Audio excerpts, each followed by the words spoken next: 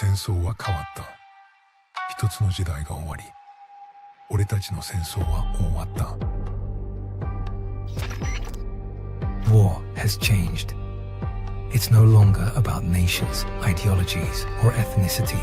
It's an endless series of proxy battles fought by mercenaries and machines. War and its consumption of life has become a well-oiled machine. War has changed. Verified soldiers carry algorithmic arms, manipulate social influence, AI enhance and regulate their timelines. Memetic control, information control, emotion control, battlefield control. Everything is monitored and kept under control. War has changed. The age of deterrence has become the age of control, all in the name of averting catastrophe from weapons of mass destruction. And he who controls the battlefield controls history. War has changed. And when the battlefield is under total control, war becomes routine. Think outside the cage.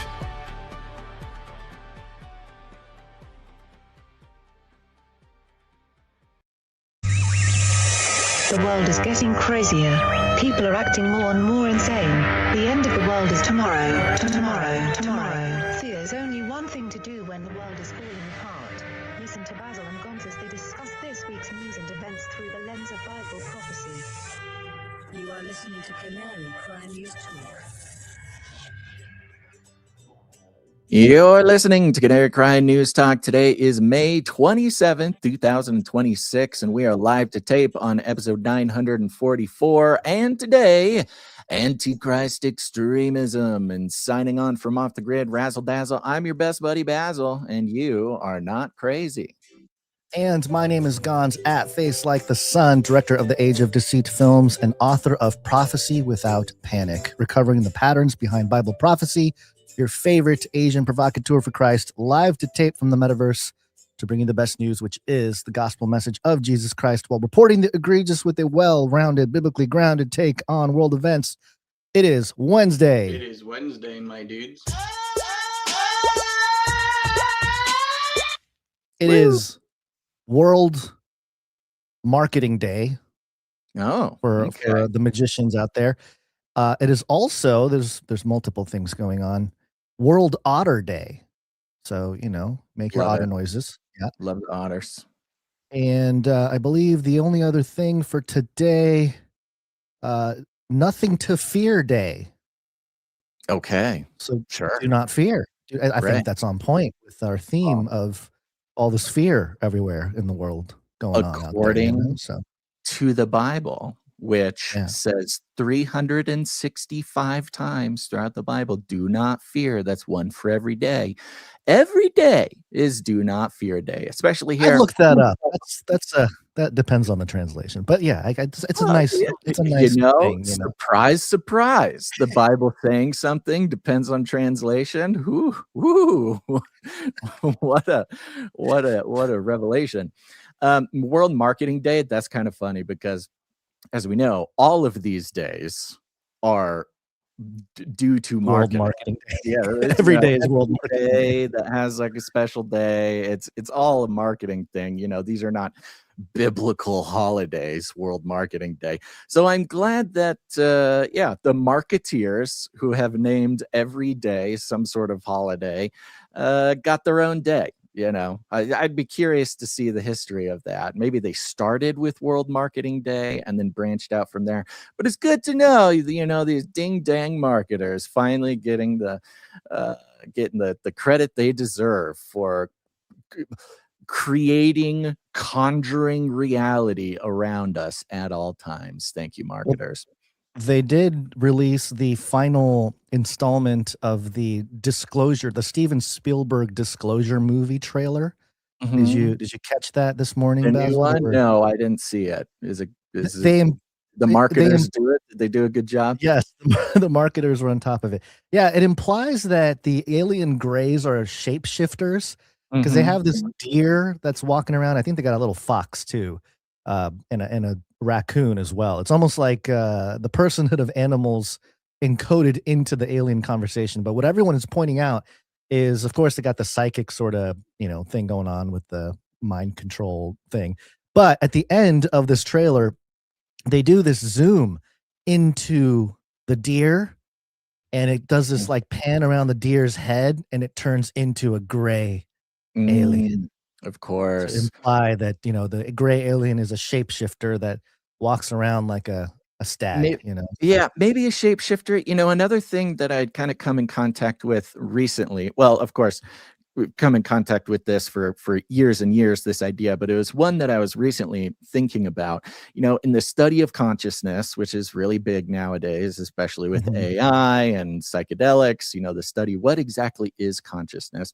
There's this kind of longstanding theory when they try to figure out, what is the connection between the consciousness realm, or you might say the spiritual realm, and the physical realm, right? Where exactly do those things sort of interact with one another? And the theory is that, the brain, whether it's a human brain or perhaps even animal brains, are like the biological antenna that allow for things beyond the veil to sort of have a suit, right? Or have a way to interact with the physical It's world. like, it's the conduit. We are the iPhone. We're the iPhone to the internet or something. Right. And of course that makes a lot of sense. Well, I don't know. I'm not giving credence to the theory, but when you talk about it in terms of humans, like, okay, you've got an internal spirit. How does it interact with the material world? The human brain is very special and big, and so it's able to be a conduit for our souls, our spirits to operate the body or whatever. But lots of things have brains of various sizes. Animals got brains. The question is, okay, well, who gets to use the animal brains? What sort of otherworldly, interdimensional creature gets to connect to the animal brains? And like, are they bummed about it? Right? Maybe they log in to their material realm, Nintendo box or something, and instead of getting put into a human brain where they're like, woo, I can do all sorts of human stuff, they log in and they're in a cat brain, and they're very limited, and they can't drive or get a job or anything. Maybe that's a good thing. And so, what kind of lesser being is relegated to logging on to the lesser animal brain? So whether or not I have not watched the trailer, so I will defer to you, but it could be a shapeshifter thing, which of course there's a lot of shapeshifting in ufology, or it could be, these aliens are limited to logging into the lesser animal brains, the deer brains, the things like that, sort of, because of course, long-standing theory or I guess concept, especially from our buddy L.A. Marzulli, that the Greys, the aliens, could be serving as more of like a biological meat suit than the physical aliens themselves. So I don't know. This trailer shows a Grey, which is perhaps supposed to be their meat suit that they can log into in the material realm.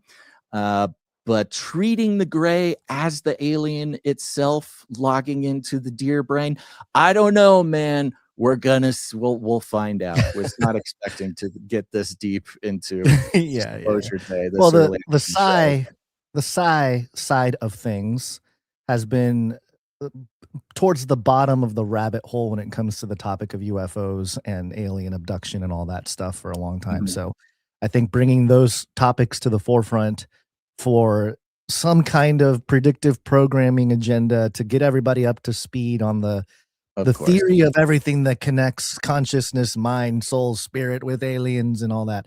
I think that's part of the job of people like Steven Spielberg. He's getting paid the big bucks to do it.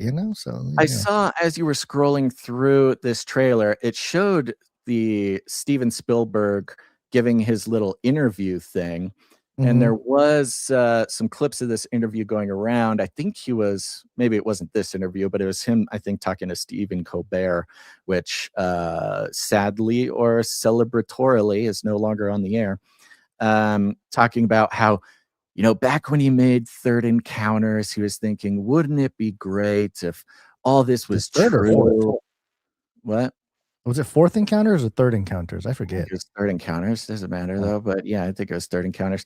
He was saying like, oh, back when I made that, I was thinking, wouldn't it be great if this was true and everybody could get it? And now he's saying, oh, with this one, I'm so happy that now everybody can know that it's true. I'm so happy. Like he's giving the implication that he's like, yeah, I made this movie as disclosure. Here you go. You're welcome. Yeah, well, that's no surprise there. But we'll keep an eye on this. Yeah, and it still bothers me that a lot of this, I believe, is a part of of course, there's multiple moving parts here, but I think part of it is covering up human and animal genetic experiments over the last 100 years. And, speaking of meat suits, creating those meat suits for, maybe those entities that are seeking embodiment in a sense. So yeah. Speaking of which, that brings us into our first story here, Gons, which again is just a wonderful, how excited we are and how wonderful it is. Perhaps this is sarcasm. Who knows?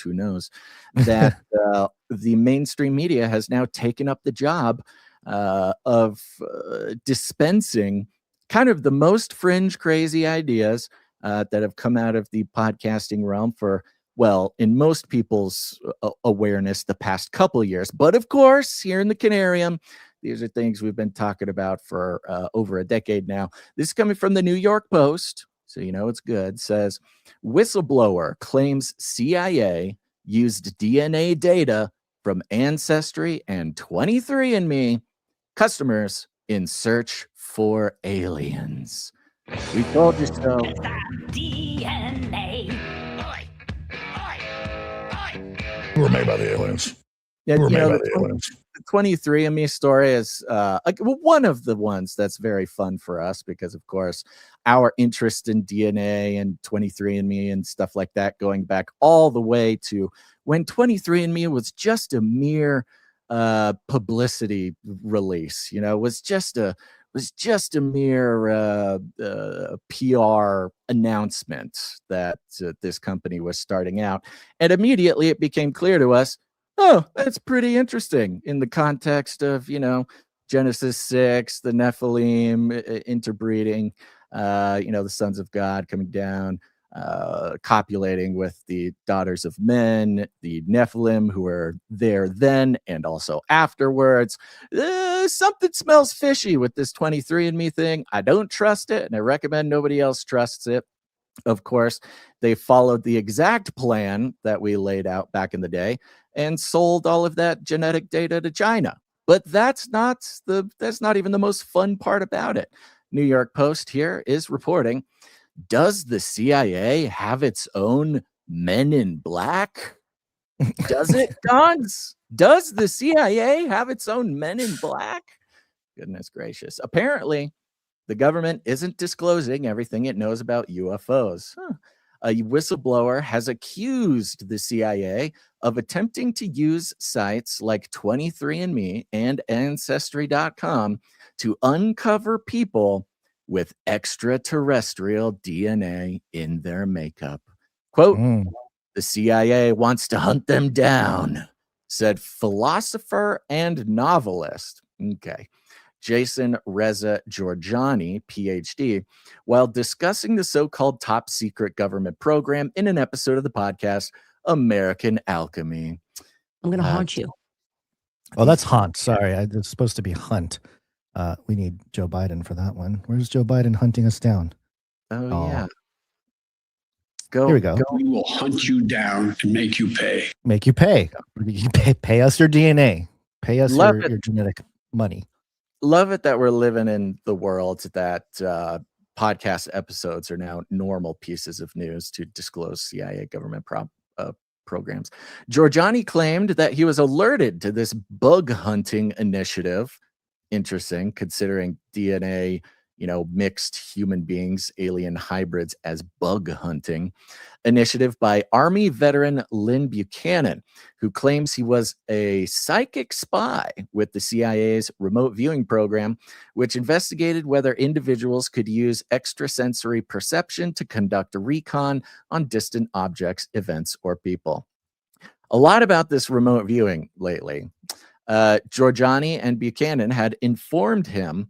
Giorgiani said Buchanan had informed him that former CIA analyst and UAP specialist Christopher Kit Green had devised a backdoor way of accessing 23andMe and Ancestry, uber popular sites that break down users' family trees to screen users for specific, quote, genetic variants linked to non-human beings.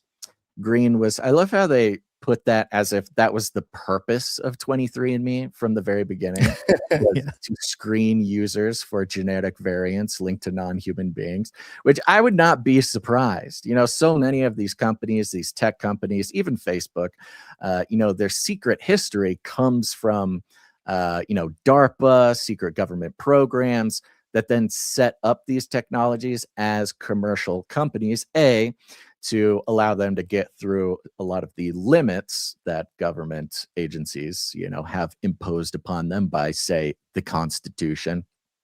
But then become like the most important platforms in tech to create the world around us, all secretly, being a government program from the beginning. 23andMe, Ancestry, notably suspect when it comes to that.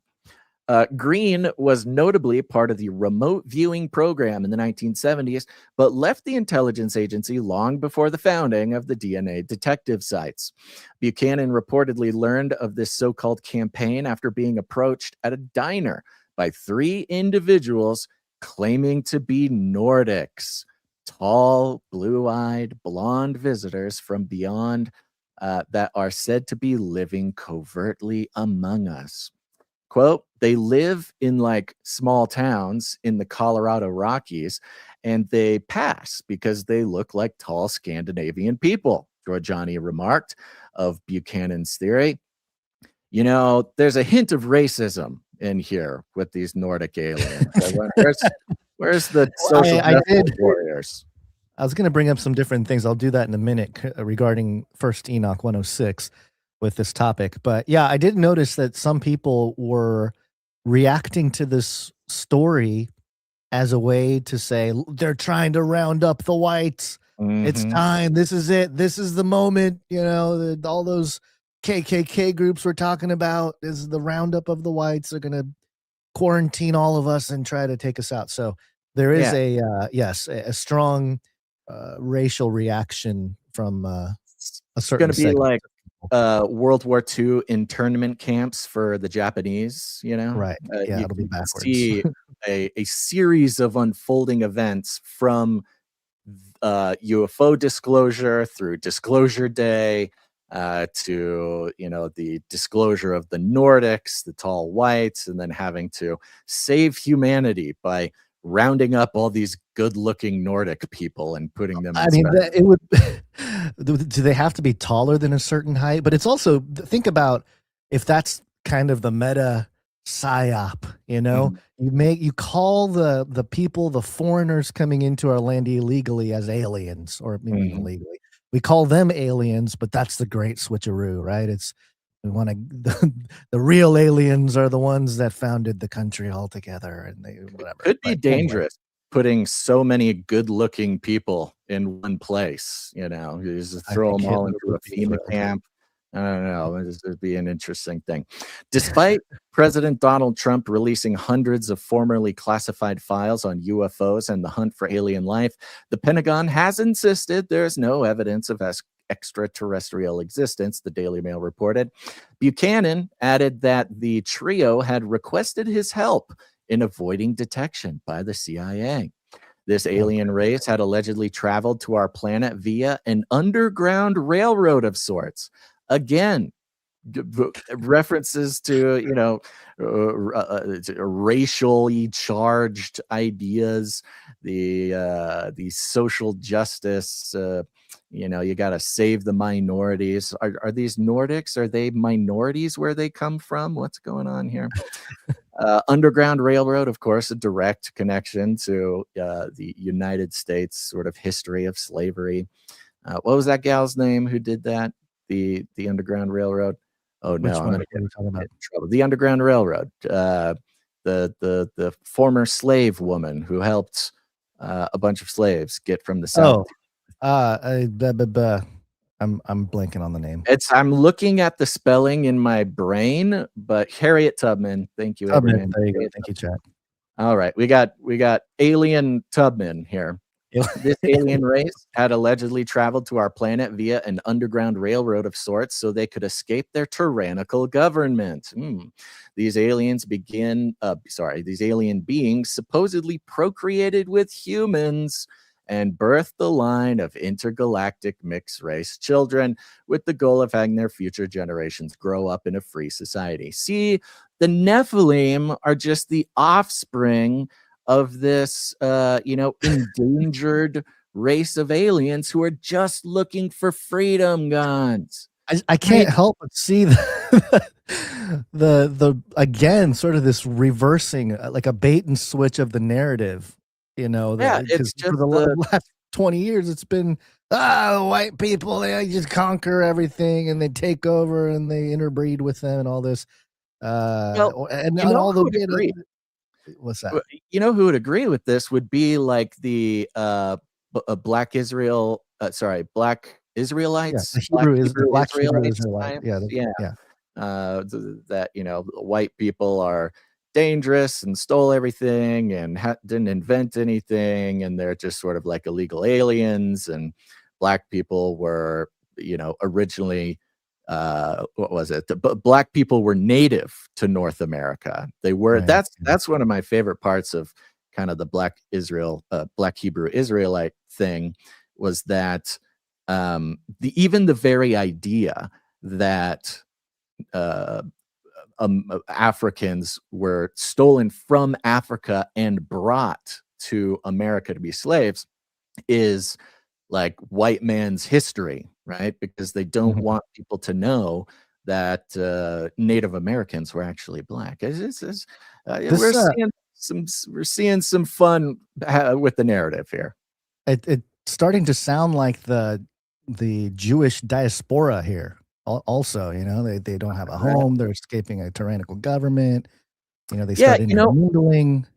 Whether or not whatever degree of this aligns with truth, whether it's some sort of on planet diaspora or alien refugee program or the NEPHILIM, you can see this other angle of the narrative to either continue to confuse people or give a new relevant explanation to the disclosure narrative. Who knows? It's almost like it's assisting everybody to take all the political hotbed topics of today and just elevate it to the alien conversation, like the true extraterrestrial conversation, in a way that everyone can relate. Everyone can relate with escaping a tyrannical government and trying to preserve life and all the wanting freedom for their offspring. It's the foundation of America, right? It's the original American spirit. So even in the the most, I would say, straightforward, stereotypical sort of patriotic understanding of what makes America America, these tall white Nordic aliens came to America for freedom. Freedom. They didn't even go to Norway. The Nordics, they didn't even go to socialist Sweden or Norway. They said, no, we're going to America, baby. Okay, continuing. These alien beings supposedly procreated with humans and birthed a line of intergalactic mixed race children with the goal of having their future generations grow up in a free society. Quote, they said, look, Our children, especially our grandchildren, have no idea where they're from, said Giorgiani, while describing his sources' so-called close encounter. Quote, we tell them stories about how, like, their grandparents are from Sweden or whatever, and they don't know. He added, quote, we just want them to have lives of peace and liberty here in America. Now, that's kind of interesting, and a very, like, you couldn't tell this story in any other country, right? And interestingly enough, we're coming up on the 250th anniversary, 4th of July, big deal, going to be a parade. Big deal. Yeah, you got UFC fights on the front lawn of the White House. It's a big deal. Yeah, and so, Trump has been laying down the narrative for 2026 and the 250th anniversary ever since he started his second campaign. I think he even talked about it in his first campaign. So, like, this narrative has been laid down from the very top. And now even this UFO disclosure, the idea that aliens came down or Nephilim or whatever, they didn't go anywhere else. They went to America because America is free. And this, it's kind of, there's a little piece of this that's kind of like a little wonky, because they tell the story here like, no, these Nephilim children, these Nordic, offspring, they don't even know. They've kept it secret from them. Their grandfathers kept it secret. Just say, oh yeah, no, we're just from Sweden, we're just from Norway, which is a little itchy for me because that's what my grandpa told me. My grandpa says, they were from Norway, and my grandma's from Sweden. And you ask about my grandpa's dad, which would have been my great grandpa. And he got a little cagey. He said, oh, he's a bad guy. He left early. We don't know anything about him. You got to think outside the cage. Got to think outside. So wait, if that's the case, then am I, if I'm like assisting you into having rights and stuff, is Gons Tubman? Is that what's happening now? That's right. Gonzo Tubman, the Nephilim freedom fighter. Nephilim freedom warrior. Okay, continue. Okay. We just want them to have lives of peace and liberty in America. Thank you very much, Grandpa. Yes. What is this picture? Why? What is this? I don't know. It says the beings that travel to Earth to free oppression to their despotic home planet. Yeah, this is the weird, tall Nordics. Why is weird? Okay, that's CGI bald woman wearing a skin tight leotard. Yeah, it doesn't seem relevant. It's like, hey, they have blonde hair and they're tall, and they're like, check out this bald lady, this bald weirdo, right? Yeah. In a 2023 appearance on the Through a Glass Darkly podcast, man, one of these days, Gons, one of these days, our podcast is going to be named in a New York Post article. The retired Army sergeant said that on the pie chart listing all the ethnicities, he's talking about on your 23andMe document, African American, German, etc., there's a wedge called other, which means unknown, unidentifiable. Well, from what I found out, there are government people who are looking into that wedge, Buchanan cautioned. Buchanan's not the first person to warn of these so-called human-alien hybrids. In a controversial study this past fall, we got to study, geneticist Dr. Max Rumpel asserted that aliens might have abducted us and inserted genes into human DNA, with the fallout affecting potentially millions of people. Yeah, well, welcome to the weird side, Dr. Max. Yeah, welcome to the conversation, I suppose. Yeah. Although he said that this intergalactic DNA infusion is not necessarily a bad thing, Gons. What? And this is where we go, right? This is where the narrative must go. This is what disclosure is all about. This is what the Great Deception is all about. This is everything, whether it's aliens, Nephilim, whatever. He said, although he said that this intergalactic DNA infusion is not necessarily a bad thing, okay? The Nephilim are the good guys. Quote, we need to consider how much alien hybridization is healthy for the planet and which alien races we might give priority, said Rumpel. It's like Trump talking about like, hey, we love immigrants. Immigrants are important, but we need more Norwegian immigrants. We need more South African white immigrants. Okay, we're not Those against insectoids, we don't like them. They're mean. The Nordics, they're beautiful. Those insectoids that come from poop hole planets, you know, we want nothing to do with them. We need those Nordics. Okay, there you go. Beautiful Nordics. How Genesis 6 is this? Like Rempel, did you not read Genesis 6? It's like hilarious. This is, you know, it's almost like here, take our human fallen DNA and help us with your upgraded alien DNA. I mean, it's exactly the crazy thesis that we touched on, you know, Age of Deceit and all that stuff 15 years ago, is this idea that the aliens would provide some assistance at the genetic level, and that might have something to do with the mark of the beast or something. It mirrors the sort of woke social justice conversation almost perfectly, because of course, for many years on sort of the woke side, they say, look, in 50 years, white people won't even exist. You know, there will be so much interbreeding. Everybody is going to be mixed race. And, you know, they put together the like CGI thing where they're like, soon all the humans will look like this. And it's kind of a mixed race thing with, you know, whatever. They're going to be taller or shorter or whatever. That everybody will look like they're this. all going to be gray. Isn't this diversity wonderful? And so it's basically that exact narrative, just backwards. Like, isn't it going to be great that we're going to have more alien, Nordic, tall, white, handsome DNA? This is healthy for the planet. You know, even calling it healthy for the planet has this sort of like, you know, climate change kind of pro-ecology aspect to it. This interbreeding is going to be good for not just humans, but for the planet as a whole. It's very We were warned. The race wars. Race wars. Race war. I've warned you and warned you and warned you. And you know, this is definitely a NEPHILIM update now. NEPHILIM update. NEPHILIM update. NEPHILIM update. And I do want to mention did you have something else that's... Well, I was just going to make a comment on the race war thing, because of course we've been seeing the left kind of promote race wars for a few years recently. But you go all the way back to Genesis 6 and the Watchers and the you know, the Nephilim. You know, we've been talking about for a decade and a half the biblical supernatural ongoing story of humanity is a version of race wars, right? It is the seed wars, as we call it, the seed wars is the term we use more.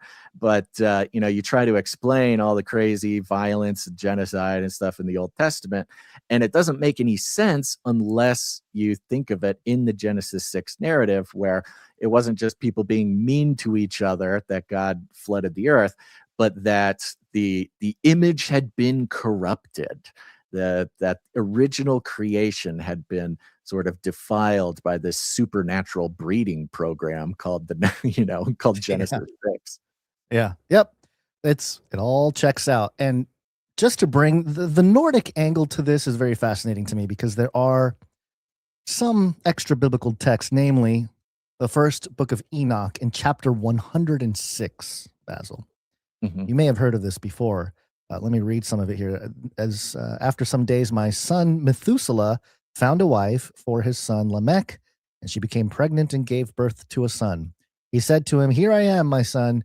Why have you come to me?" His body was white like snow, and red like a blooming nose. The hair on his head, blooming nose, or blooming rose. Oh, sorry, blooming rose. Did I say nose? Rose.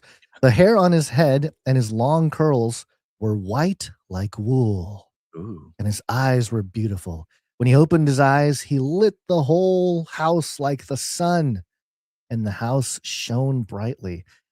Then he rose up in the hands of the midwife, opened his mouth, and spoke with the Lord of righteousness. This is the account of the birth of Noah.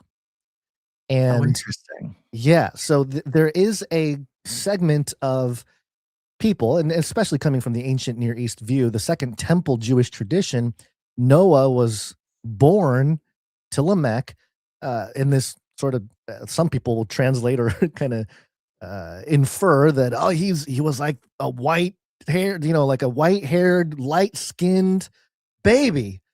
And to the point where Lamech feared that one of the Watchers had made Noah. He was kind of like skeptical of, that's sort of the Jewish Second Temple Jewish tradition, where it was like, yeah, Lamech was concerned that his wife had relations with the Watchers, and that's why the baby came out so white and glowing and all this kind of stuff. So and the context in the Second Temple Jewish literature here is not so much that it's not like a race thing necessarily, but it's more of the supernatural imagery going on, so it's very fascinating. I don't think we need to sit and dwell on the translations here, but just to get people aware of what's out there, and especially with Enoch, again, people like Dr. Michael Heiser emphasized chapters 6 through 16 of First Enoch specifically because they are directly related to many of the biblical accounts concerning Genesis 6 and beyond. But when you go past that, you start getting into some different things that are a little bit more under the realm of tradition. And of course, Second Enoch, Third Enoch is much, much later. But this, what gets mixed up though is, and I've heard like New Agey types take this story and recount it or retell it to say Noah was light-skinned, blonde-haired, blue-eyed.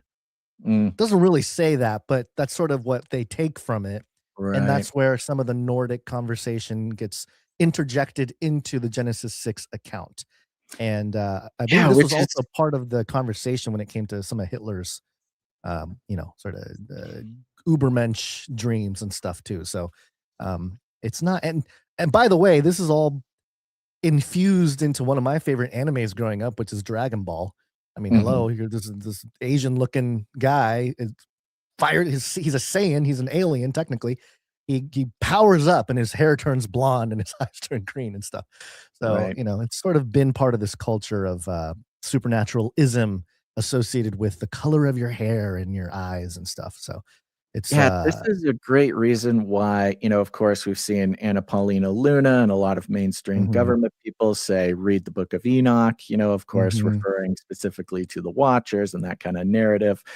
But, I have not dove into this precise thing that you're talking about here. But if the implication was that Noah was of this Watcher, like, was it that Noah was kind of part of the NEPHILIM or the Watcher? Yeah, so this was that he was not part of. He was not. So this was Lamech's concern that his wife had relations with the Watchers, but the theology that's supposed to be there is that no, this is not a baby of a Watcher. This is your son Lamech, but all the difference in appearance is because Noah is special in the story of God, that he's just different looking because he is going to be the one that is, saved out of the flood and whatever. It's not because he's actually the son of a Watcher. So that's kind of where the story goes.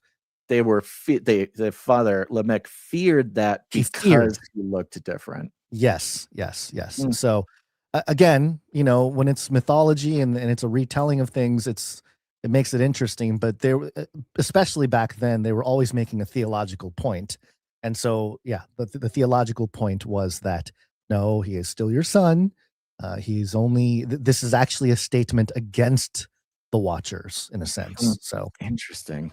Very interesting. Yep. Which is another reason why, it's so weird when the government tells you to read the Book of Enoch and there are, these little subtleties that you could really, if you're not careful and if you're not already rooted in the Word of God, like if you're not coming at Enoch already rooted in biblical canon and knowledgeable about it, that you could really kind of, there's a lot of potential to kind of get a little sideways on things if you're not coming from a solid biblical foundation there.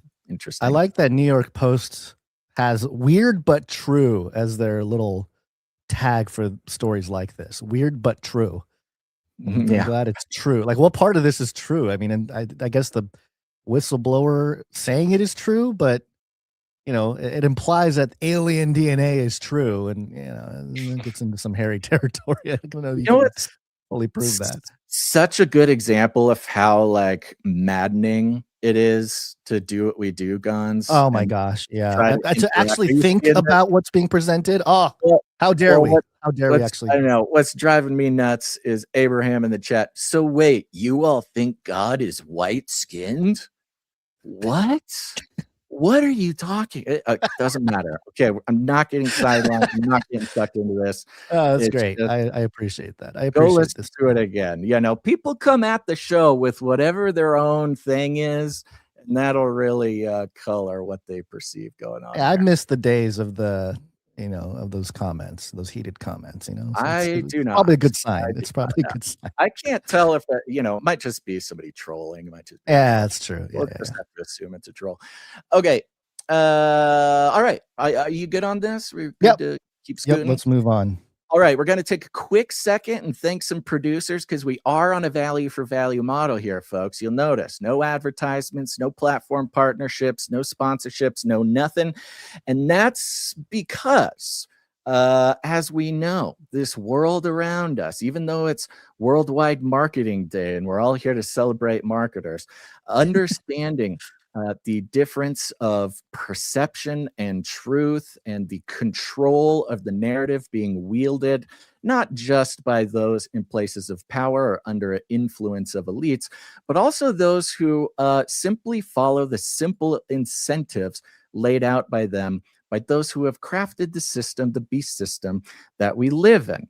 And to participate in the advertising model, which not only has its literal and spiritual roots in government propaganda through Edward Bernays and social engineering through his, of course, his nephew, one of the founders of Netflix, which going all the way back to Sigmund Freud and his wacky tale and the weaponization of his ideas of psychoanalysis, advertising is often the water in which we as the fishies swim. We don't even notice that the advertising model is a product of a system that wishes not only to control our perception, control the narratives available to us, but also monetize the most precious resource that we have, and that is our time, our consciousness, everything like that. So we do not participate in the marketing model, the advertising model, for a lot of reasons, but also included in that is the, I would say, supernatural recognition that the consciousness, the trust, the time that you give us is something invaluable, and to turn around and sell that for our own personal gain seems like a grave error, especially in bending the knee to the incentive structure that could ultimately control what we do talk about, what we don't talk about, et cetera, et cetera. So instead, it's very simple. If you get any value from what you get here on the show, you are encouraged, perhaps even implored, to consider occasionally putting some value back in, because it's the only way that it happens, okay? There's no corporation who's going to come and save the show. We only exist because of our producers, and the producers are you. Now, you can produce the show in lots of ways to bring value back into the system here. You can do it with your time, your talent, or your treasure. If you got time to help us out with processes, with projects, with back-end stuff, if you're an artist or a musician, you can create art, you can create music. Go to canarycry.art to upload it there. And if all else fails, if the Lord's blessed you with enough, your daily bread for today, and he calls you to participate in keeping us alive financially, that's very important. And so we always take time to thank our producers who have put some value back in, because we couldn't do without them. The executive producers, these are people who come in and support any individual episode like this with $100 or more. So we want to thank them here first. But of course, before that, a big old shout out to each and every one of our monthly producers who go in, sign up, and say, you know what, this is worth $1 a month or $5 a month or whatever, 33, whatever God calls you. Big shout out to the monthly producers. Yeah, and if you want to produce the show or learn more about it, all you got to do is go to canarycry.support.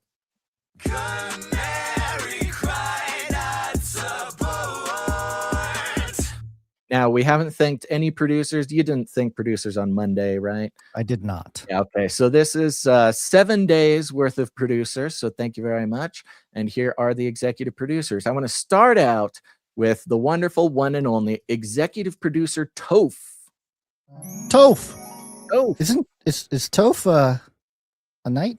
He is eligible. He has not pulled the trigger on getting knighted, though. I talked to him about this.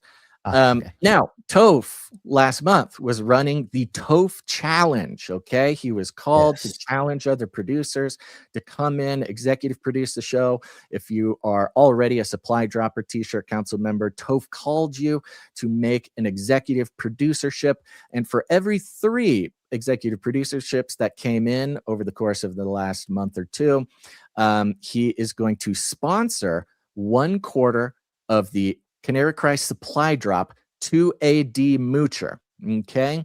Now he sent a email here, so I would like to read the email. He says, "The Toph Challenge has been completed. That means that at least 33 executive producerships came in from people or protocol already signed up for a monthly producership. What an incredible blessing. Glory be to God. May the blessing continue in the form of this executive producership of $1133.13, $1,133.13, 113313, covering 11 supply drops for giveaways to brand new first-time producers of time, talent, or treasure." And this is when the giving keeps on going, because if you have never produced the show in the time of your time, your talent, your treasure, if you come in, get demooched, produce for the very first time, you will be receiving one of these free quarters of the supply drop. If you want to learn more about the supply drop, go to canarycrysupplydrop.com.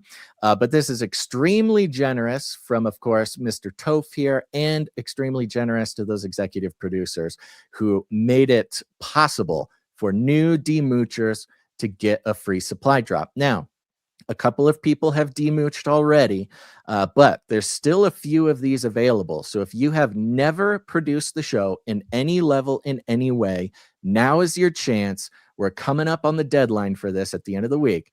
So whether it's your time, your talent, your treasure, step up, produce the show for the first time. Let us know. Make sure you say this, I'm demooching here, and you'll be receiving a supply drop box in this next shipment, which will include all sorts of great stuff. It's going to have a glow-in-the-dark tumbler, which is awesome.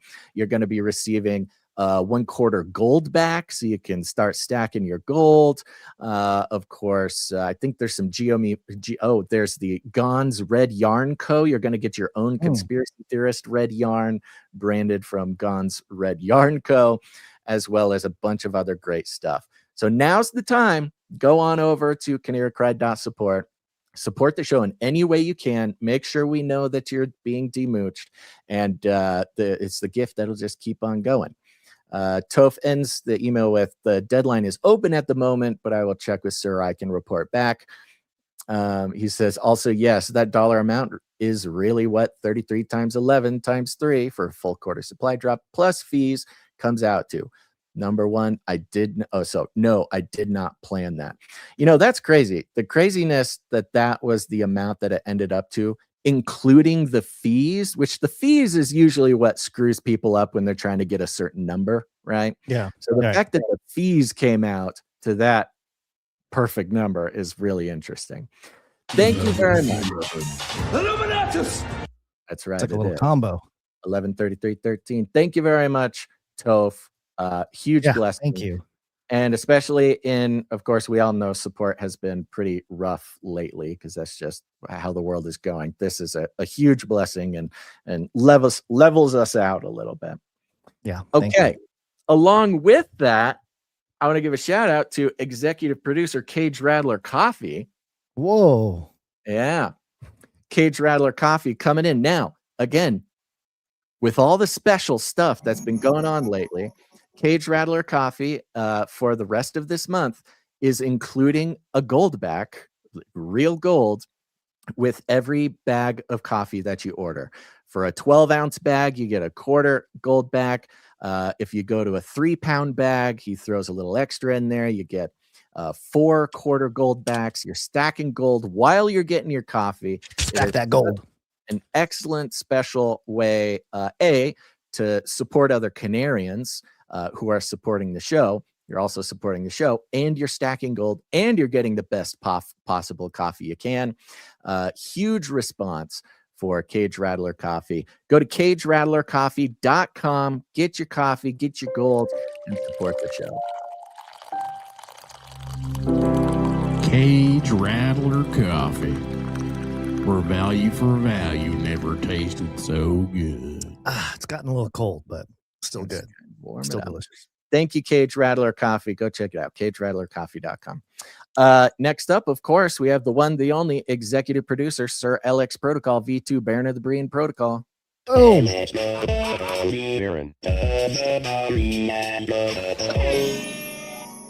And he's coming in with his $100.33. Thank you very much.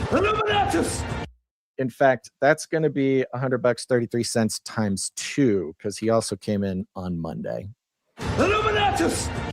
Double Illuminatus. He is on a 490 episode streak altogether.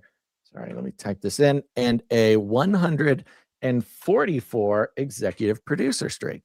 144 jingle, and it came straight from the heart. Very cool. Thank you. Executive 144 streak. Big stuff. Setting records. Wow. Thank you, Sir Alex Protocol V2. So he's been executive producing since episode 800, if my math is correct. Because it's episode something like that. 944. Yeah. That is insane. Incredible. Thank you. Sorry, Alex. I don't know what we'd do without him. Yeah. All right. Well, I mean, and the Lord is blessing him to be able to do that. I mean, praise God that he is providing not only for Sir Alex Protocol, but for us as well. Last but not least, since last Wednesday, we have executive producer Rebecca VM. Rebecca VM, thank you. Mm-hmm.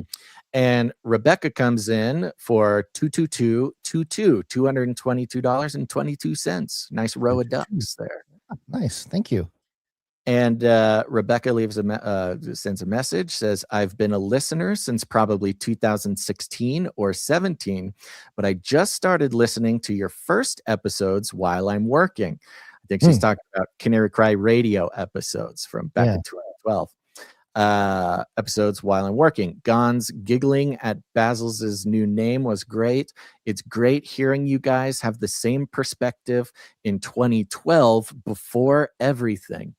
Yeah, amen. Thank you, Rebecca. I mean, it's really crazy. I was just thinking about that recently too, because, I'm always, I don't know if I'm feeling, I don't know, maybe it's a self-confidence thing. Maybe I just am checking myself. I want to make sure that I'm not getting too off base on things. But the craziest thing about Canary Cry, our career, and the listeners who have been with us for so long is that you go back to those old episodes and like all the important stuff is there, right? We have not shifted or changed our ideas about things to fit the culture, to try to fit in with the big narratives.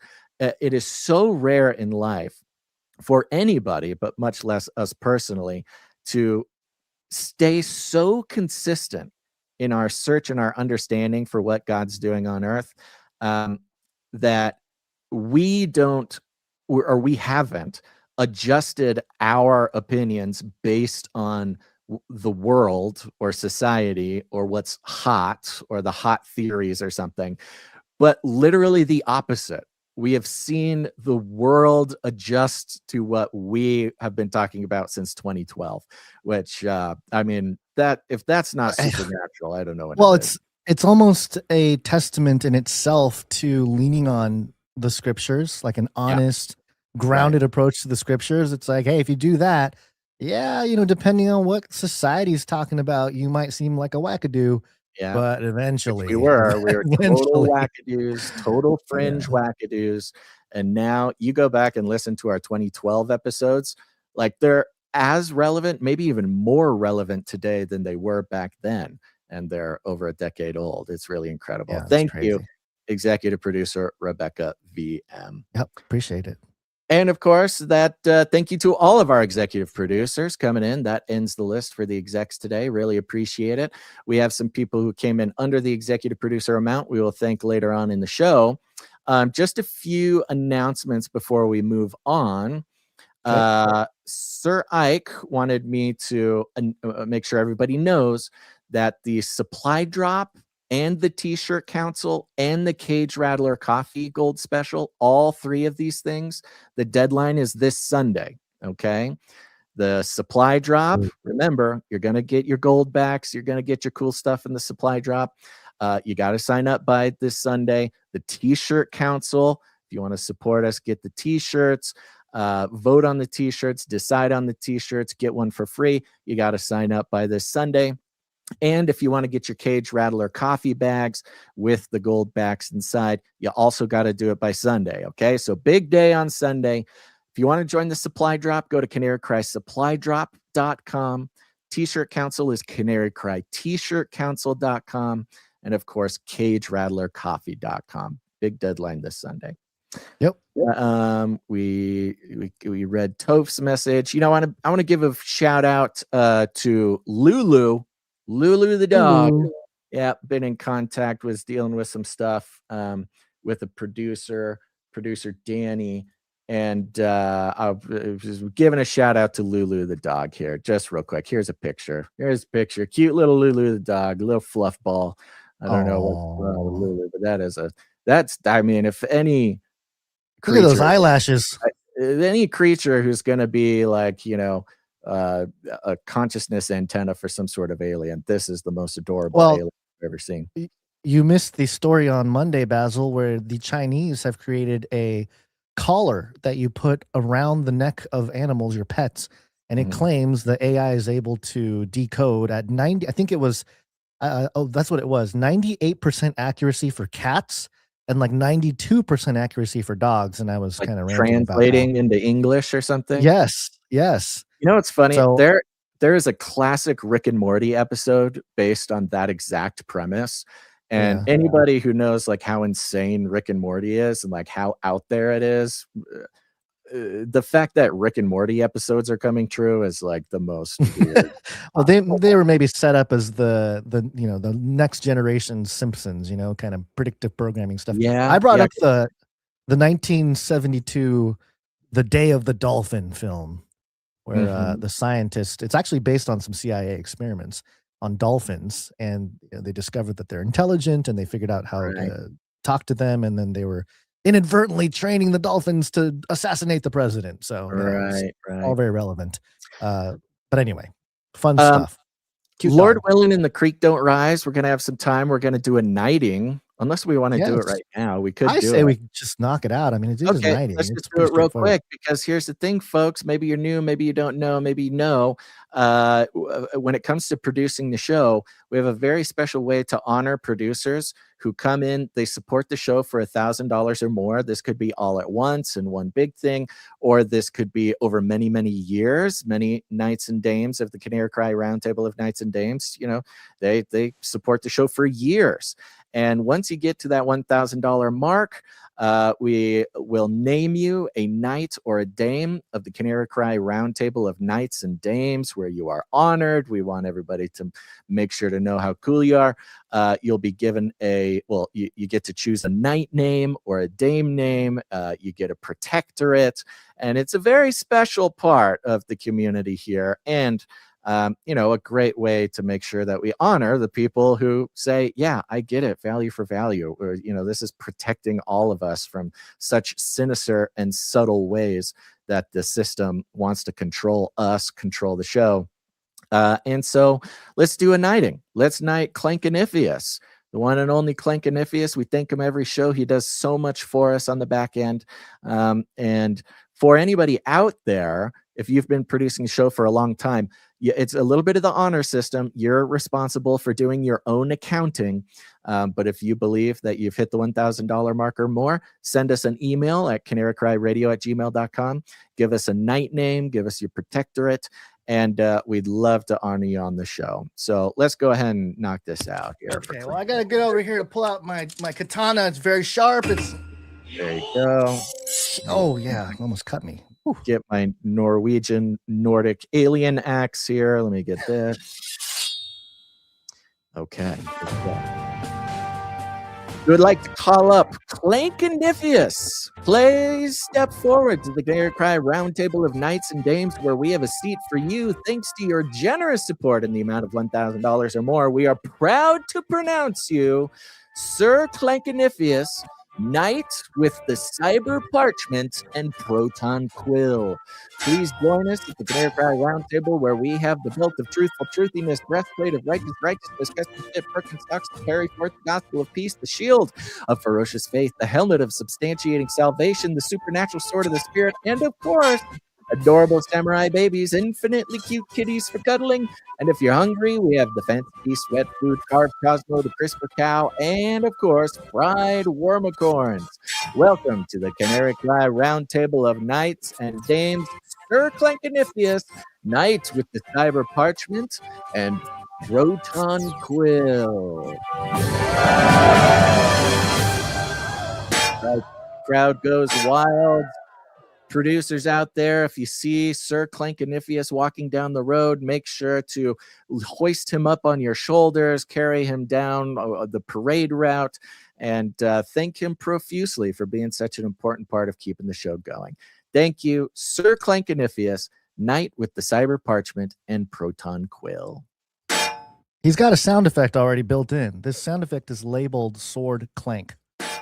Sword Clank, Sir Clank. Thank you very much, Clank, for everything you do.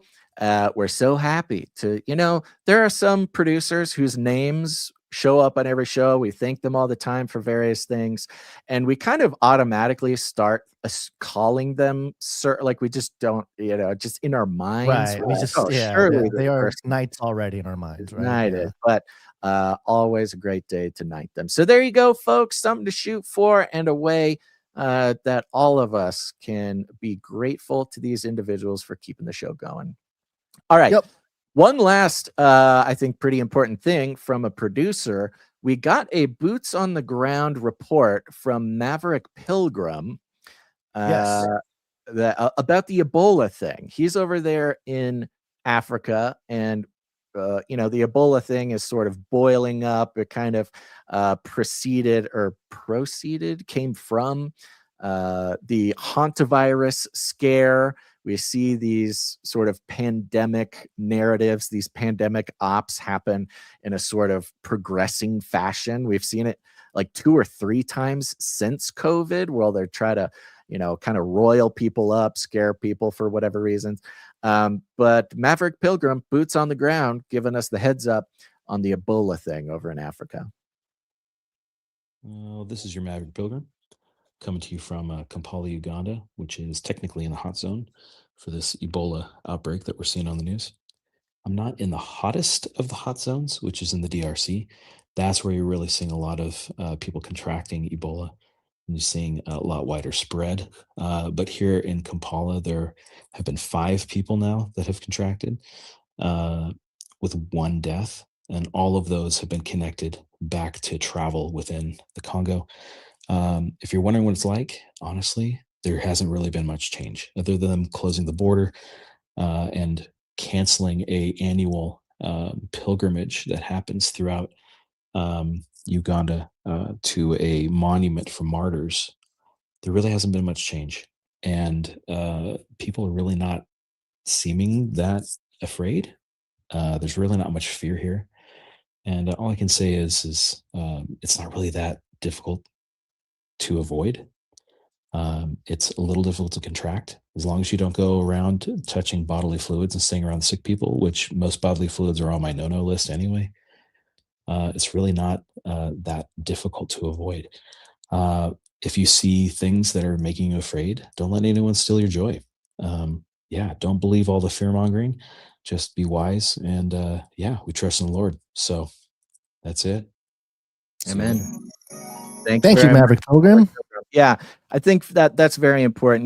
We have not been like locked in on the Ebola news cycle, because I think especially here, I think we're able to spot when something's just like a narrative op, and participating in like spreading the fear as a show is like falling right into the hands of the operation, right?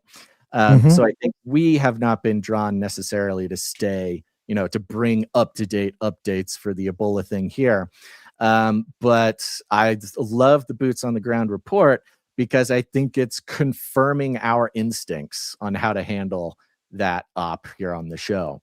I do think it's interesting how one of the only sort of big responses he's seeing boots on the ground is a cancellation to what sounded like sort of a Christian pilgrimage, I don't know, holiday or festival or something.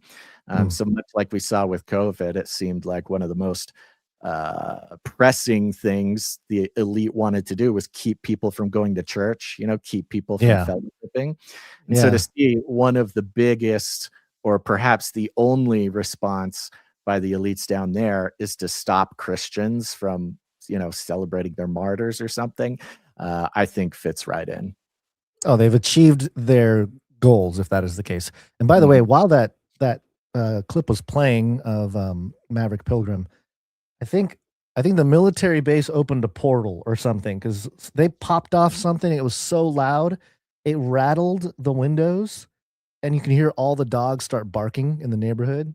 You mean they're in California? Right where I am. Yeah, in Southern California. I mean, they always have stuff going off, the military base or whatever. But that was like loud. That took me by surprise. I mean, it's whatever they're doing over there, man. Drones. God bless America. Chinese God drones. bless America. Yeah, well, they're opening stargates now, so that makes sense. Maybe when when antimatter comes in contact with physical matter, when they rip open that portal, sometimes it could make a loud noise. So anyway, thank you, Maverick Pilgrim. Yeah, thank you. Let's jump into the news again here. There's a little cultural update I want to give, and it's fun because we were reading through this and we are going, yeah, of course, of course, this is what we. I was like, why are we doing this? This is so obvious.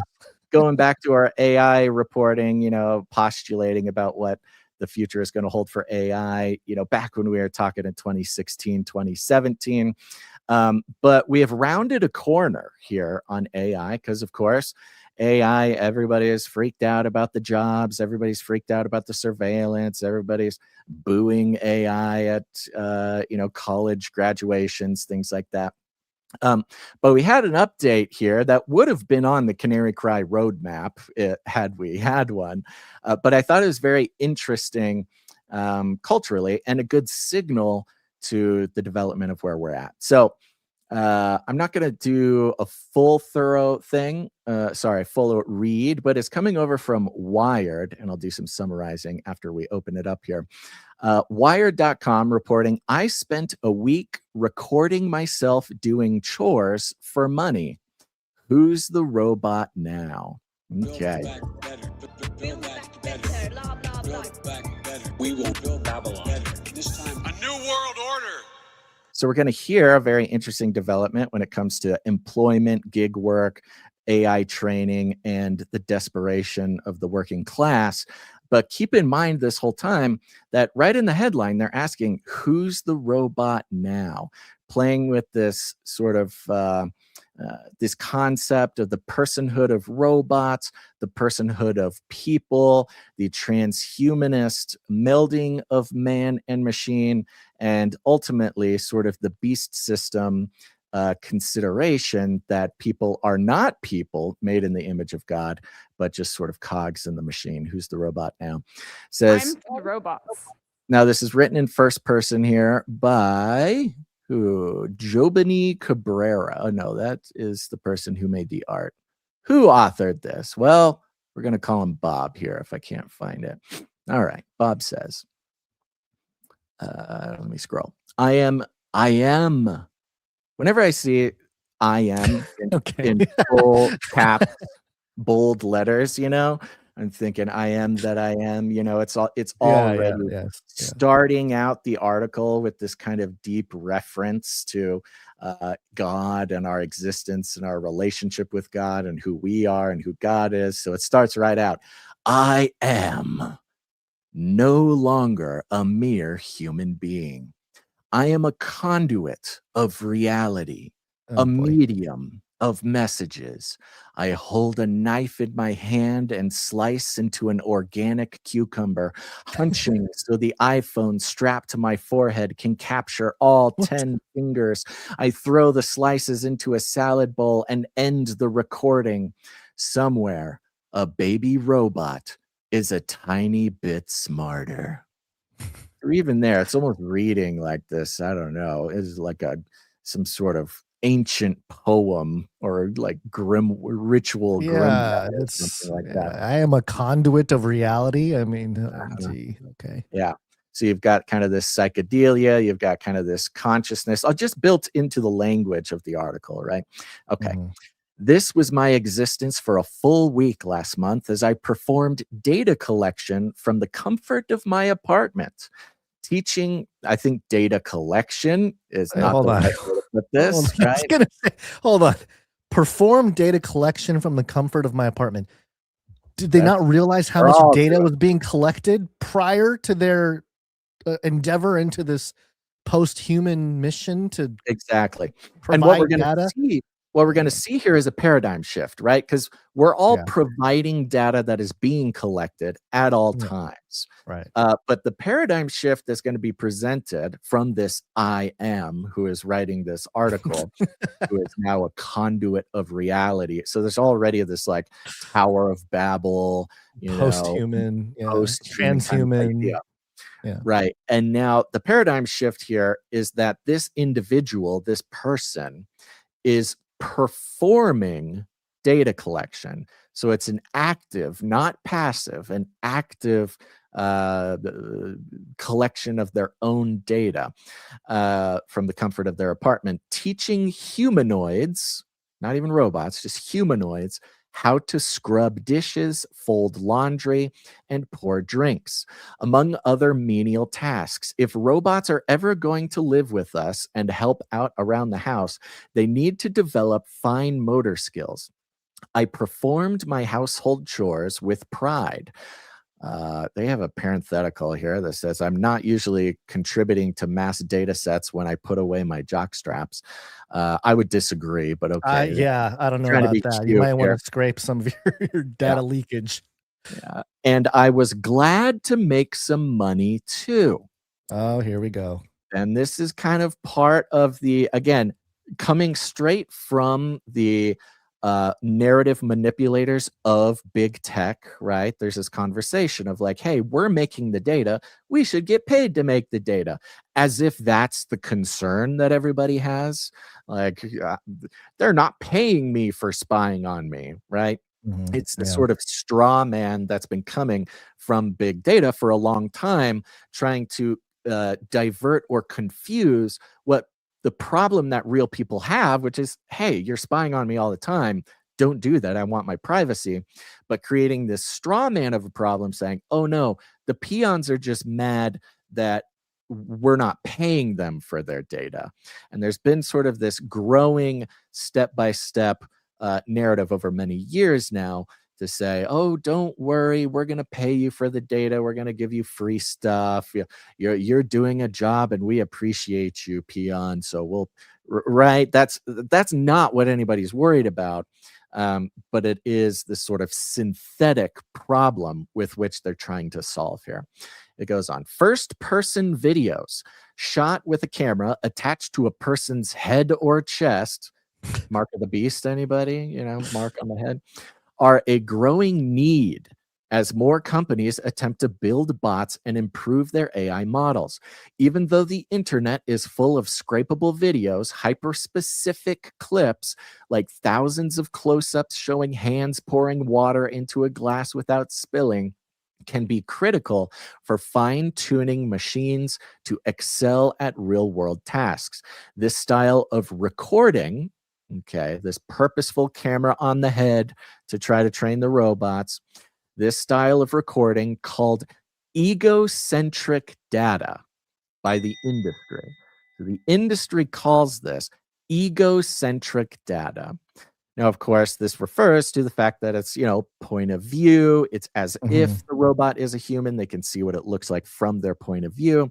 But even calling it egocentric, it requires a person, it requires an identity, it requires an ego, right? And we can consider right now, in general, in the study of AI and consciousness and personhood of robots, things like that, one of the reasons people might not consider them sentient or people yet is because they don't have an ego. They're not worried about the self. They're not necessarily self-interested in a way that we would consider ourselves. The self-preservation instinct, the self-betterment instinct. Although some of the AI has started to show tendencies of that, which is why they're starting to say it's conscious and things of that nature. Right. But we see signs of this in the studies, but this is the development, right? And now this is training data that people are purposefully recording called egocentric data to give the robots that are going to be working essentially a sense of self. This is me doing the thing. This is what it looks like when I do it, right? So they're calling it egocentric data by the industry, is in such high demand that some investors estimate leading companies will purchase hundreds of millions of hours from third-party suppliers over the next few years, meaning there are companies here finding ways to get human beings to perform specific tasks with their own hands and recording it from POV. This is like a new industry. Quote, "I want every person on the planet to be recording themselves doing the dishes," says Avi Patel, the 22-year-old founder of data collection marketplace Kled. Quote, "That's going to make a robot so that you never have to do the dishes ever again." Egocentric data collection is already growing in countries like India, where generally self-employed workers make around $125 a month on average. So most of what you're going to hear right now is happening in third world countries, right? It's happening already. You're right. They mentioned Malaysia. They mentioned India. Part of this is because it pays so little that it doesn't quite make sense for an American to do it. There's better ways to make money if you're really desperate. However, right off the bat, I see a problem with this because of culture, right? The globalist idea, the global culture, the elites. One of the big problems that's not working right now, and this ties into immigration, this ties into culture, this ties into a lot of things, is from the elite level, they like to consider any human from any culture interchangeable, right? Everybody's tabula rasa. Everybody's equal. So therefore, we can import millions of, Indians into America. And they're thinking about it just in sort of an economic terms, that it's not going to have some sort of cultural problem. It's not going to make some sort of cultural class. They think you can take really millions of anybody from all over the world, put them in the same place, and everything's going to be fine. In fact, that is going to be good. But one reason why this isn't working, and this has become very clear, is that different cultures just don't mix together in the way the elites would like. And it comes down to even very basic, simple things, hygiene, interacting publicly, what's okay to do publicly, what's not okay to do publicly, how to run a household, these sort of just very basic building blocks of culture. They don't mix in the way that big tech wants them to mix, or even the elites, who want the sort of globalized thing to mix. And coming down, they're talking about folding clothes and washing dishes, right? And it may be a pretty benign example, but if your robot in your house in America or even anywhere in the West is trained on the data from millions of Malaysians or Indians and how they wash the dishes, even that is going to have a weird effect on how the robot runs your household, right? Now, this is a very benign example, but even the perhaps even the standards by which a dish being clean is, or the method by which it is cleaned, these are like the basic building blocks of culture that I don't know. Again, these are very benign examples. You can find more extreme examples, but there's essentially inherently going to be a problem with putting basically an Indian robot in charge of your household. Things are going to be a little different, but that's not necessarily the main point here. So the Indians, they're making $125 a month on average, and these first-person video gigs can offer similar rates. As interest swells, more data collection companies are looking to expand in the States, like DoorDash's standalone Tasks app, launched earlier this year. Before long, many gig workers in the US may start delivering reality to make ends meet. Now, in America, the gig economy really is only a viable option to a very certain desperate class of worker, right? They can't, maybe they don't have the skills, maybe they just can't find a job, maybe the jobs don't exist. So then they have to turn towards gig work. And while this used to be like driving Uber, which was more or less viable to at least make it through, periods where things are tough, doing Uber Eats, these types of gig work, we've watched over the years, those get less and less viable, and people getting more and more trapped in a cycle of desperation. Well, the answer to that apparently is here's another gig work opportunity. You don't want to be driving around all day in a car. That's dangerous. It's wear and tear. Why don't you get paid for doing the chores you're already going to do? If you're going to wash the dishes, wash the dishes with a camera on your head. If you're going to vacuum the carpet, put a camera on your head, and you can make money just by doing these things you were going to do anyways. But the article here describes it as delivering reality to make ends meet.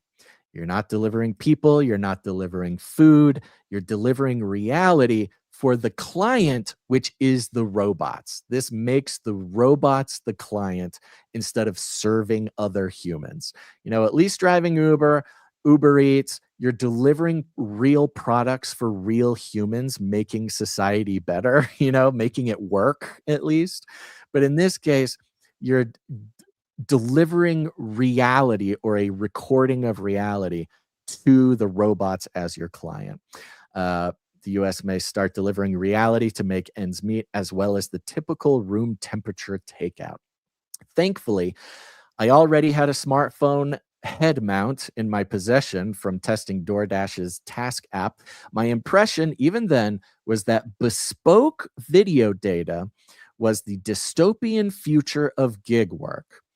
Bespoke, it just means custom. Anybody out there? Custom video data was the dystopian future of gig work. But I wanted to better understand this growing industry. Since Tasks is not available in California, where I live, I signed up for 3 other platforms: Cled, Lul, and Waffle Video. The fact that this person lives in California just gives such an extra special, tint to this whole thing.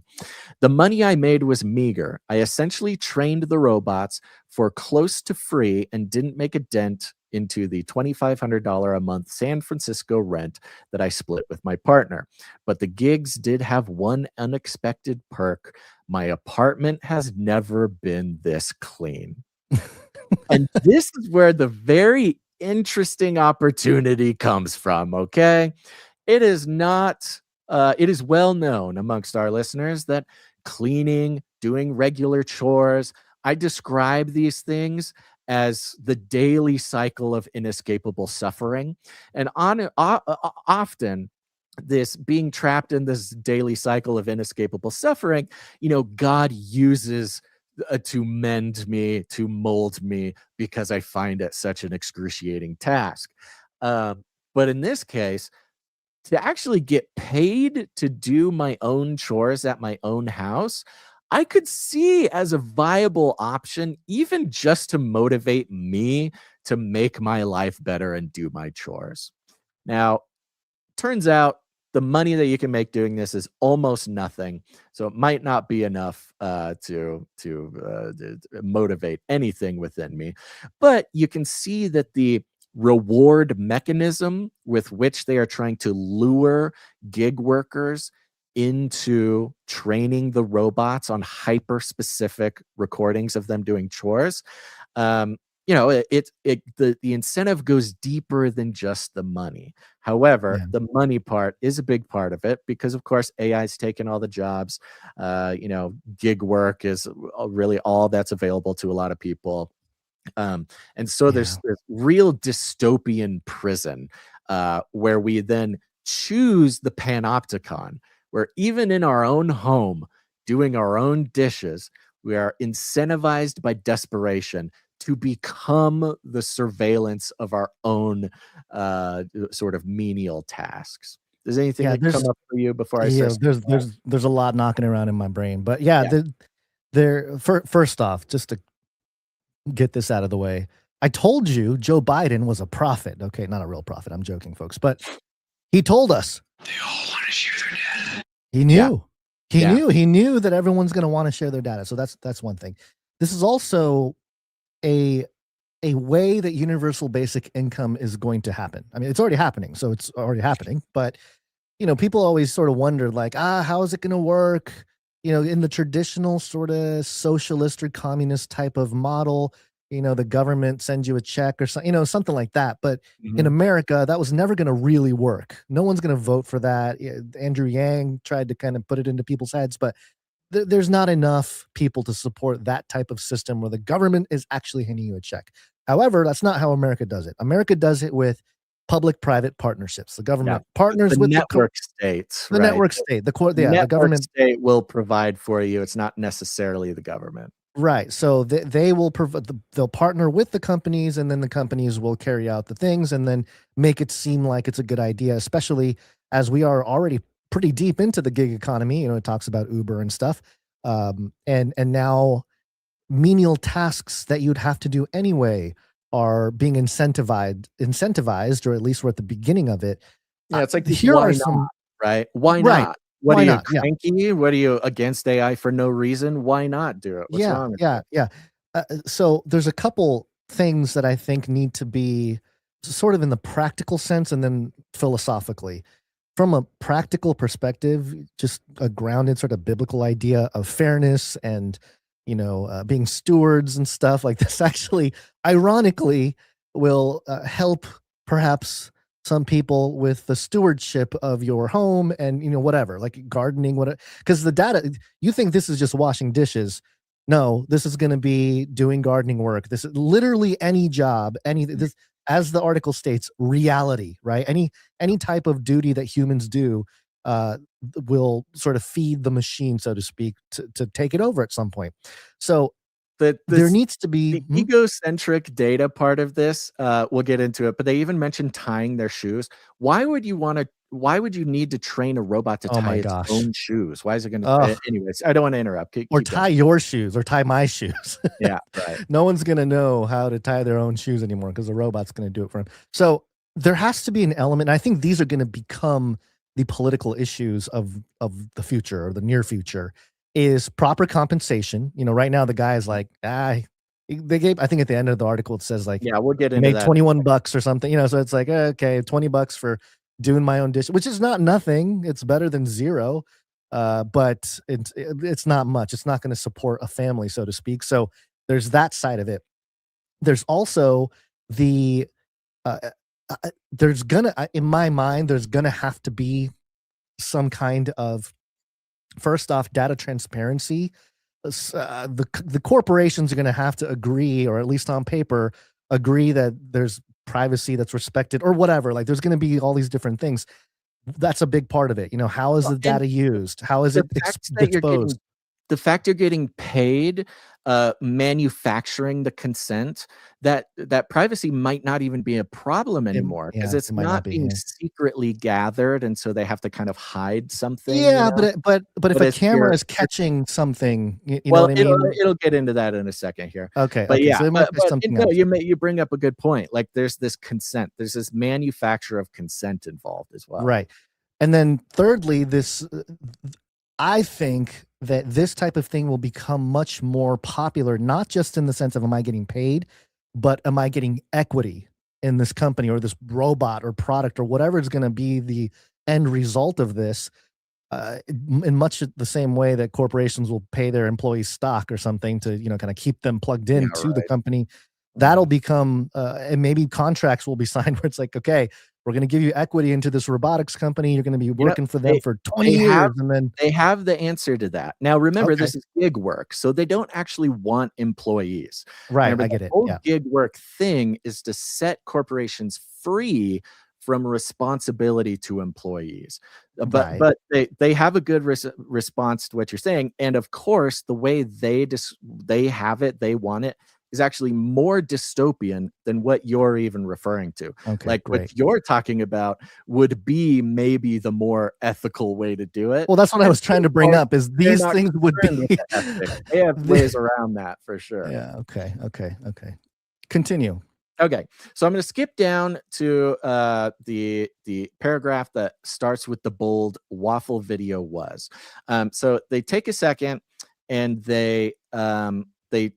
he lists a couple different apps that he did this with, and he kind of gives his experience with the apps, and it's interesting, but it's not relevant to the broader picture here.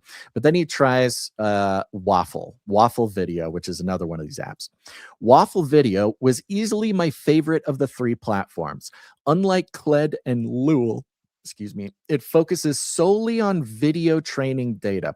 Oh yeah, there was one mention before where the person did a bunch of videos and uploaded it, and once they did it, they realized to even be eligible to get paid out, they needed to upload like 100 pieces of data, right?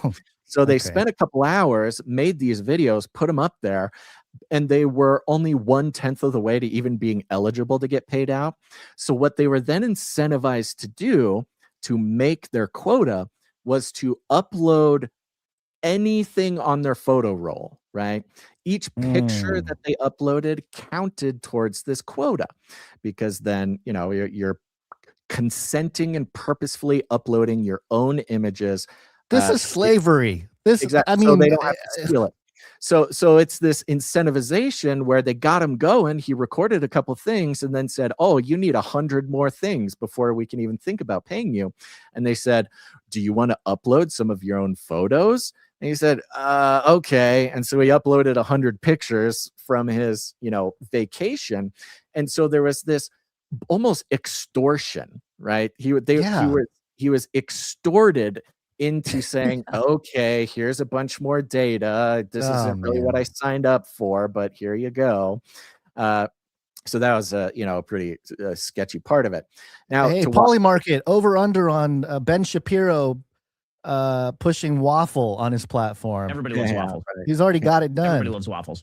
Sorry, Waffle Video was easily my favorite of the three platforms. Unlike Cled and Lul, it focuses solely on video training data, and the missions, quote, missions I saw in the app, like shoelace tying and water pouring, paid $25 per hour of video. Now we're talking.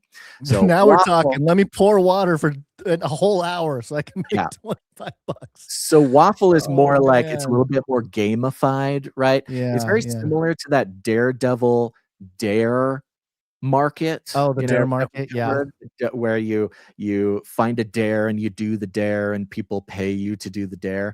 It's very similar. You have missions, right? Hey, tie your shoes. They'll tell you exactly. It's starting to sound like Ready Player One, but continue. It is this gamified, right? And I mean, Ready Player One, for those who need a reminder, is a dystopian look at this future where nobody has a job and you perform these little digital activities just to for a corporation to pay your rent or whatever. To pay for your rent and food and your stuff. PR stuff. Yeah.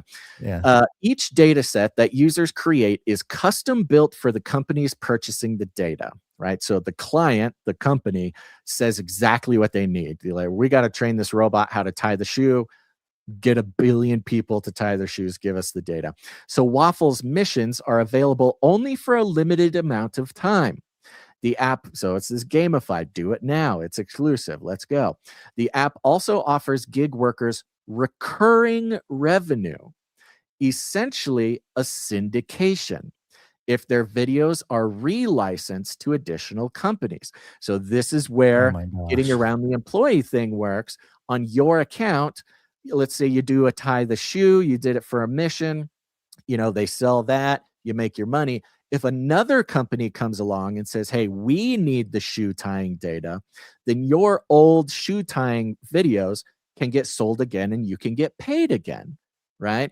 This is residuals. This is what hustle culture would call passive income. So now this is like when musicians make a record or something and make a song and they license that song out over and over and over again and make forever money. Sense, right? That was like, but yes, it's very similar to that. So it's like getting continuously paid for these videos of. So now it starts to sound a little bit more viable, right? At least in the idea. Whether it works or not, whether the money works, that probably not. It's a trap, it's a prison, but at least that the incentive is there. You go, okay, well, this shoe tying video could pay me forever. Let's see. Syndication of their videos are relicensed to additional companies. Quote, I think there's an amazing opportunity to create a symbiotic relationship between the people that are giving their life, their perspective, their creativity, their data, essentially, to these models, end quote. Says, I mean, listen to that. Giving your life, your perspective, your creativity, your data. This is what you're getting paid for. Your soul. And they're speaking, what they're doing with this language is trying to give the impression that there is human work value in this, right? What we know is that humans need work or something like work, right? It gives you value, it gives you purpose, it gives you more than just the money work does. Right.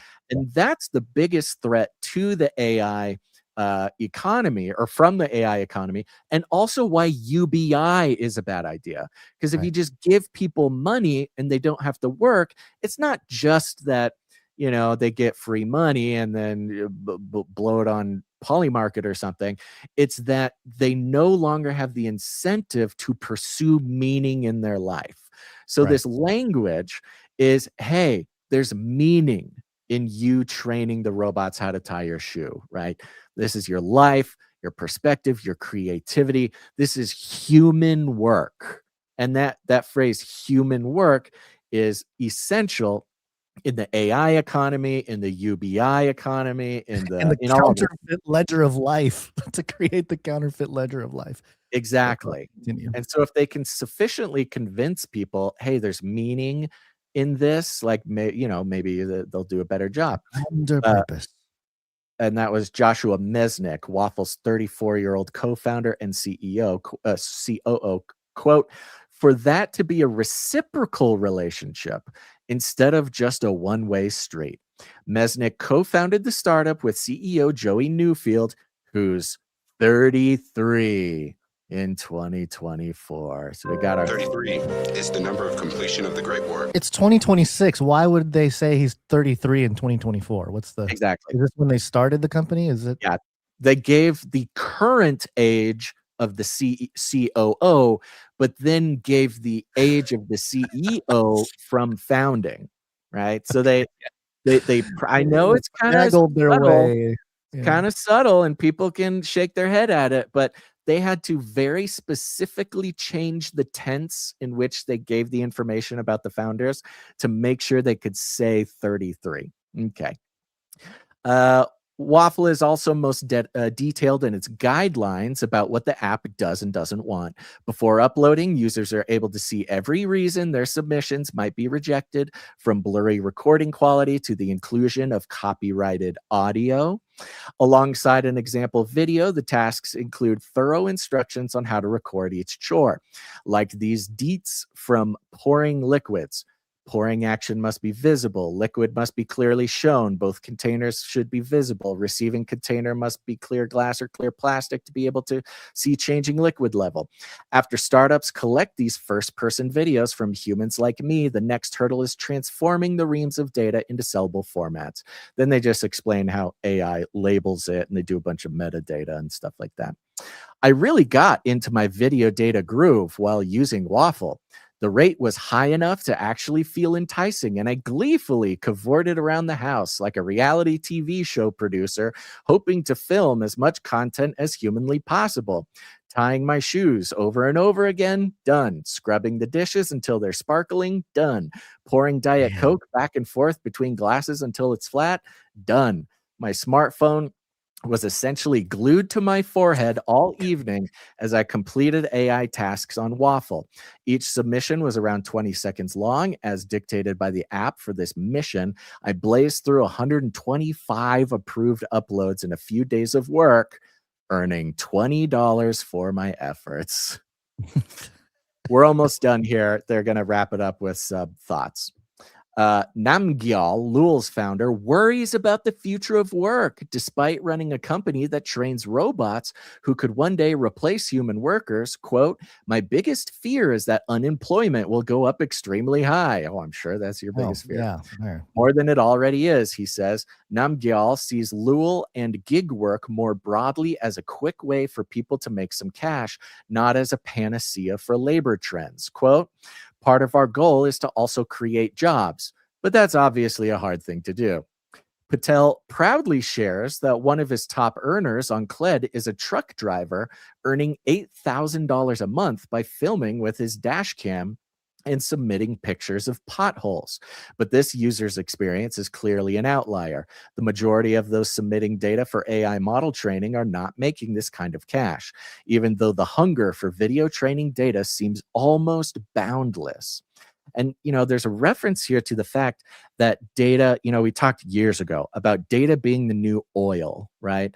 Thinking of data as a precious commodity. And in this case, an endless commodity, although some people think oil is also endless, but as important as any of these energy commodities. And so the implication here is that the need for this, the opportunity for this gig work will never go away. That's what at least the messaging is here. So no matter how many jobs get taken, no matter how much AI destroys all opportunities, you can always strap a camera on your head and deliver reality forever. Egocentric video gig work is still, let me back up. Even though the hunger for video training data seems almost boundless, egocentric video gig work is still, gig work, which comes with fewer worker protections and less overall stability. Exactly how they want it. Specialization might be the only way. Now, listen to this part. They're trying to put a silver lining on this. Specialization might be the only way to make a meaningful amount of money doing this in the US. Anyone can record videos of cucumber chopping, but only an experienced sushi chef can really show the best way to slice salmon sashimi. Quote, "I'm sure there's a world where chefs are completely replaced from the planet," Patel says. Quote, "But they're never really replaced because they're at home filming videos, making unique recipes used to train these robots. They're getting paid." So the best vision that the creators of this can give is, hey, yes, chefs at restaurants will be replaced by robots trained on videos from real chefs. So that special chef, that sushi chef, that, Michelin star chef, Sure, they won't be cooking in a restaurant where real people eat the food that they trained their whole lives to be able to make, but they can still stay home and make all this food on video to train the robots to make the food for the real people. You see, we get like layer after layer after layer removed from any meaningful interaction from any human. And they are praising this idea that, yes, the super fancy sushi chef, while he won't be making you sushi, he can be making it at home alone to train the robots who make your sushi. What a beautiful world, Gons, we're coming up on. I'm glad the sushi maker can keep making sushi for himself or his family. It's so dystopian. It's insane. Yeah. And how much sushi is he going to be able to make at home? If he needs to do, 100 videos of making sushi, he's not going to make 100 pieces of sushi at home at night in a day, because then who's going to eat that sushi? It's just, I know, it's like weird underground secret home, chef restaurants or something. All right, just to give let me round it out at the end. My total earning for the week came to $21.55. Wow. For me, this experience was a casual side hustle, a way to pay for a few extra Diet Cokes by completing chores around the apartment. But for workers around the world, and increasingly in the US, this kind of AI gig work may be accepted under economic pressure and relied on as a means to live. Teach the robot how to cook tonight so you can put food on the table tomorrow. So even sort of ends with this weird combination of like best case scenario, inevitability, and becoming everything we even can do, anything we are expert at, anything that would give us meaning to do the work in the real world will be relegated to doing that work just to train an AI, just to put food on the table tomorrow. Yeah.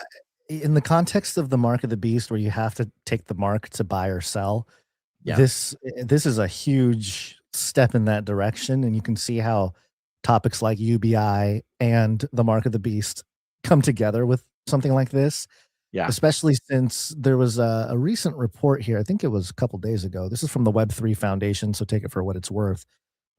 But their report was called Free Isn't Free. New report by Web3 Foundation finds big tech and AI earn up to $831,000 in lifetime value from the data of each U.S. internet user. Oh, wow. And so the idea, and I guess the numbers aren't necessarily super accurate, but the concept here is that we've spent 30, 40 years putting everything online, old books, artwork, whether it's our work or somebody else's work, collective human knowledge and creativity and everything we've been uploading onto the internet. And then the AI just commoditized all of it and are making free. us pay. And they're trying to sell it back to us. Right. Recontextualize the way we want it or whatever. So in that, as that sort of frustration of the general public raises and the awareness of it raises, applications like this, I know that they're trying to get around it with the article here, trying to sort of give a logic as to how this might work.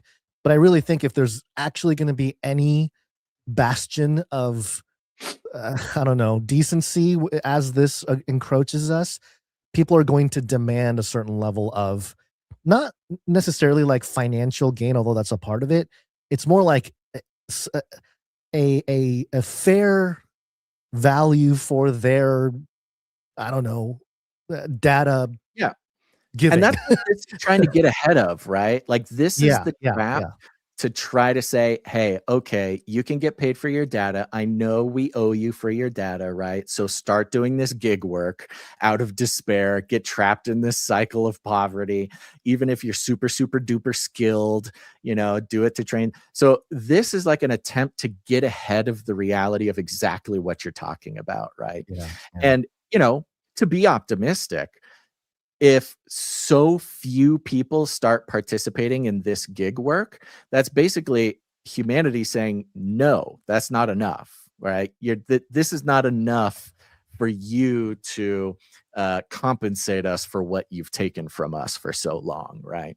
But unfortunately, how dire the financial situation is and can be, the question is, will they make the economy bad enough that the desperation gets so bad that people have no choice but to do this, and they can kind of force our hand to accept this deal and not push for a better deal like you're talking about. Reese Rogers is the author, it looks like, of this article. Reese Rogers, okay. And just biblically speaking here, and this is where I think if we're just going to lean on the scriptures to provide a case for trying to balance the scales, if you will, you got Proverbs 1:11, a false balance is an abomination to the Lord, but a just weight is his delight. So there could be a world where, there's a balance here where, sure, the corporations and everything are sucking all that data, but they're also providing a fair type of wage, if you will. Yeah, well, that's James, it. That's like the biblically centered charge is to say, hey, make it fair. Like, it's an abomination to make it so unfair. Right. Similarly, Leviticus 19:13, you shall not oppress your neighbor or rob him. The wages of a hired worker shall not remain with you all night until the morning. Similar thought process. And then in the New Testament, the book of James, chapter 5, verse 4, behold, the wages of the laborer who mowed your fields, which you kept back by fraud, are crying out against you, and the cries of the harvesters have reached the ears of the Lord of hosts. So this is like warning the tech companies. This is those passages are not necessarily for us in this context. This is warning these guys, the billionaire class, the elite class, not to exploit us. And it's wild. In true Old Testament fashion, like when these warnings are given by the prophets in the Old Testament, they are always delivered on. Right? Over and over and over, the whole Old Testament is this cycle of Israel specifically following God, being taken out of the wilderness, given, what God has promised them, established them, prospered them.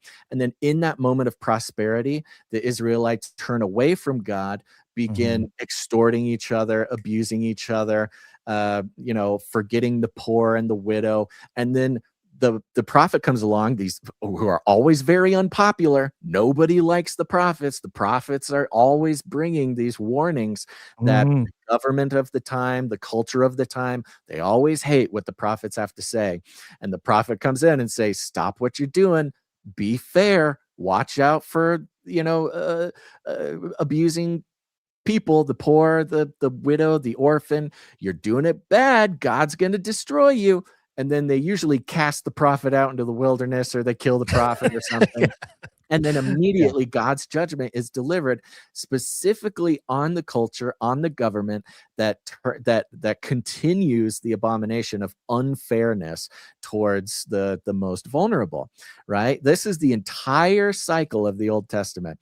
And we're watching this play out right in front of our eyes. I mean, whether or not we're talking end times prophecy, whether or not we're talking, Antichrist stuff, we'll get into that in a second, whether or not we're watching, the book of Revelation play out right before our eyes, whether or not that is the case or not, we are definitely watching part of the Old Testament cycle where the prophets are yelling, turn back to God.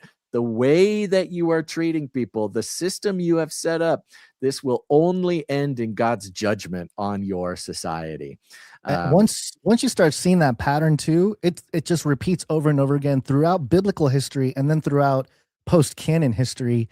And one of the times will be the fulfillment of prophecies like the image and the mark and all that kind of stuff. But we do repeat this over and over again, almost as if there's archetypes that repeat almost over again. Like that's we have a habit. We talk about the Old Testament is this cycle of Israel's habits of turning from God and being punished and having to go back. But really, you look all through history, that is humanity's habits. That's the whole thing. That's the whole story. We just don't learn. Real quick, Basil, I'm looking at the clock. Let's make a choice. Do you want to do anti-tech extremism, or do you want to do Antichrist Let's save box. Antichrist. Yeah, we'll keep Antichrist the audible. I think this goes really well into the anti-tech extremism, okay? Because we just talked about the systems, the warning, the abuse, the abomination, the gig work, the desperation, the whole thing. I think transitions into the anti-tech extremism perfectly. Anti-tech extremism. Artificial intelligence. All right, this is coming also from Wired. Wired making the rounds recently, and I just love how they're carrying every piece of this like narrative.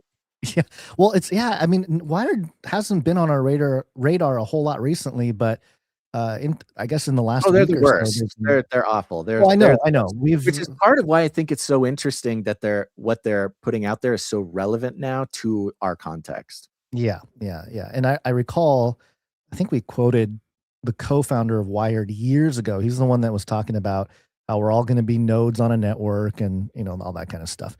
Okay, so this is written by Daniel Boguslaw. Okay. From Wired.com. Headline is U.S. law enforcement warns of anti-tech extremism as AI hatred grows. Oh, no. And the subheading here is Americans stew over the learning risk of job stealing AI and data centers in their backyards. The feds are raising the alarm about a new category of threat. Documents obtained by Wired show. And this is, again, it takes about 10 minutes to read this, but we'll touch on some spots and comment.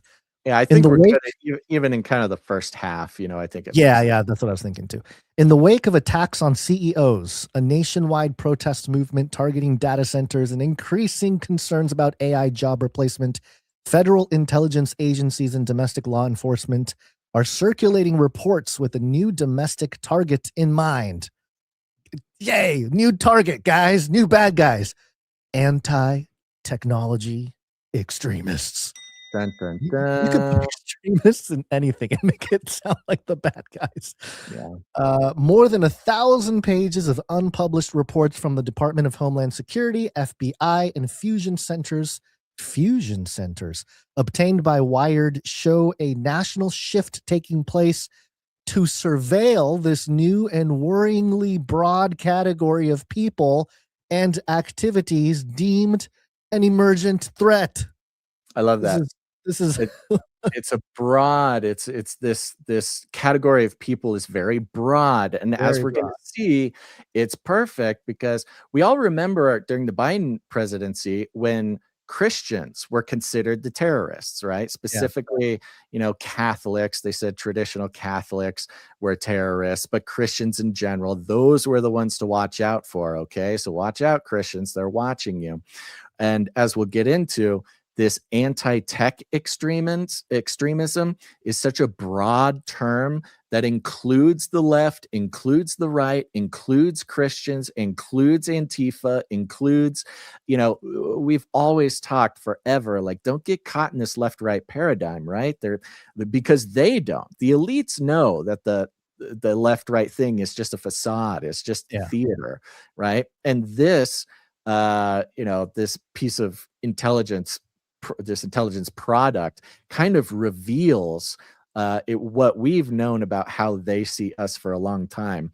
And in this case, remember the people, the gig workers we just talked about who are so desperate. Doesn't matter if they're Christian, doesn't matter if they're Antifa. Everybody is going to be so affected by what we're moving into that anti-tech extremism could literally be anybody. I feel like I've solved the issue. They should just pay the anti-extremists, anti-tech extremists, and thank them for providing data for their robots and AI. They're hoping. That's what they're hoping for. That's like that's the little switcheroo. Because the work thing is also important. We talk about work and meaning and all these sorts of things. Who's the most likely to rise up against the government or blow up data centers. Data center is the unemployed, right? Yeah. Those who are unemployed are significantly there's no more. Their meaning and purpose becomes fighting the system, taking down the system. Right, and that's so the only thing left to fight because they don't have anything else to do. Every person that you can't convince that they are doing good, meaningful, creative work by strapping a phone to their head and tying their shoes 800 times is is a potential anti-tech extremist. So try to capture them, try to lock them in, and try to incentivize them early on, or else they might actually become dangerous to the whole system. Yeah. And again, they should just pay these people for the data they are providing for the intelligence agencies. This new effort follows President Donald Trump's National Security Presidential Memo 7, which instructs the Department of Justice to target anyone holding anti-American, anti-Christian, and anti-capitalism beliefs. Mm-hmm. That's a big. That's very, the umbrella is very huge on that, because you could be an American citizen and kind of have some issues with, I don't know, the way the government works or something, and you can be labeled anti-American. I mean, you and I are Christians, Basil. We could be labeled anti-Christian based on some of our views. Well, that's the thing. Yeah, the anti-Christian part of this is very interesting, because we all know there is a lot of Christians who are looking at AI going, is this the Antichrist? Is this the beast? Is this, inherently eschatological Christianity is going to be very skeptical of, the dystopian tech AI future. And so, but that's kind of a given in this. It's kind of a given that there's, the Christian side that's very skeptical of the AI, but then they come in with the anti-Christian, as if being anti-Christian would describe someone who wants to blow up a data center. It's so bizarre. It shows how wide and how broad the description is. Because you would have to, remember, this is a domestic surveillance program. If it's domestic and they're looking for people that are anti-American, well, they're American citizens, so how anti can they be? And then, so it just depends on how they're defining American, how they're defining Christian. I mean, if we disagree with Peter Thiel's Christianity, are we going to be considered anti-Christian? Yeah, it's just really exactly. It's very Even Peter Thiel gave his Antichrist lectures, right? He's like, hey, I'm a Christian. Let me tell you about Antichrist. And his whole point was that Antichrist or Antichrist spirit are people who are fighting against the AI takeover. He says we must stop the Antichrist by building our own AI dystopian beast system, right? That was the whole weird bait and switch of Peter Thiel saying, if you're against AI, then you are Antichrist. So we have both the Christians who think that tech might be a version of Antichrist, and the anti-Christians, all swept up in this net of anti-tech extremism. Unbelievable. Earlier this month, Trump's counterterrorism czar, Sebastian Gorka, released a public counterterrorism strategy claiming that left-wing extremists are one of the 3 top counterterrorism priorities facing the United States. Okay. All right. So they're expanding that. It's not just leftists now. It's all the others. Taken together, these Trump administration directives have commandeered the domestic surveillance apparatus to surveil and criminalize speech and assembly that challenges the ideology of the White House. Notice how it's all about Trump, right? Oh, yeah. A new focus on anti-technology extremism adds an unreported category to already public designations under a presidency that has heavily invested political and material capital in AI and data center proliferation. So, this is all about widening the net. It was leftist extremists. Now it's anti-capitalists.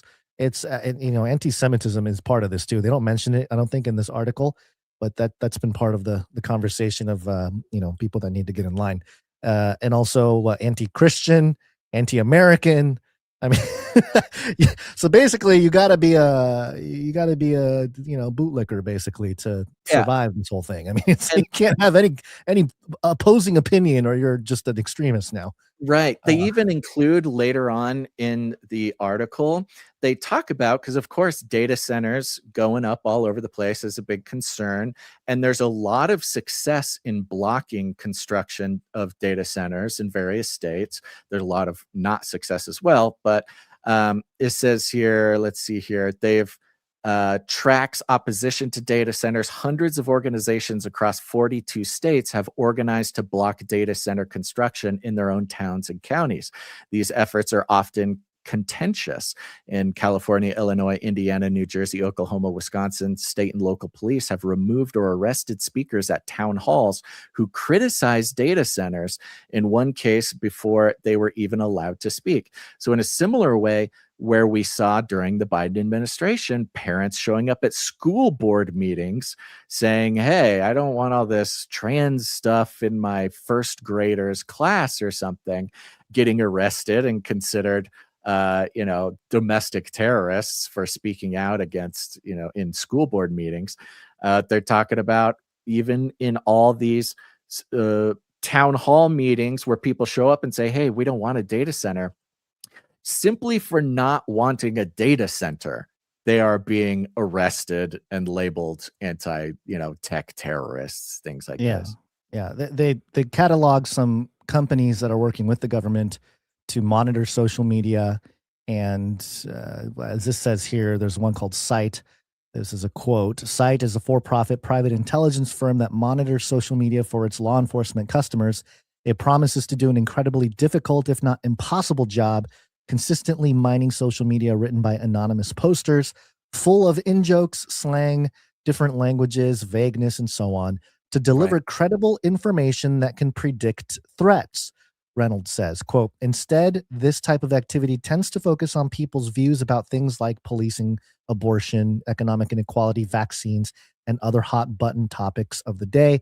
By narrowing our OSINT focus exclusively to communities with a proven link to real world harm, even trolling remarks have an informative value, demonstrating sentiment within a community toward a target. In our reports have shown a notable spike in online threats advocating for sabotage against data centers, which is a true cause for concern. Read a chat from the site and tells Wired in an email.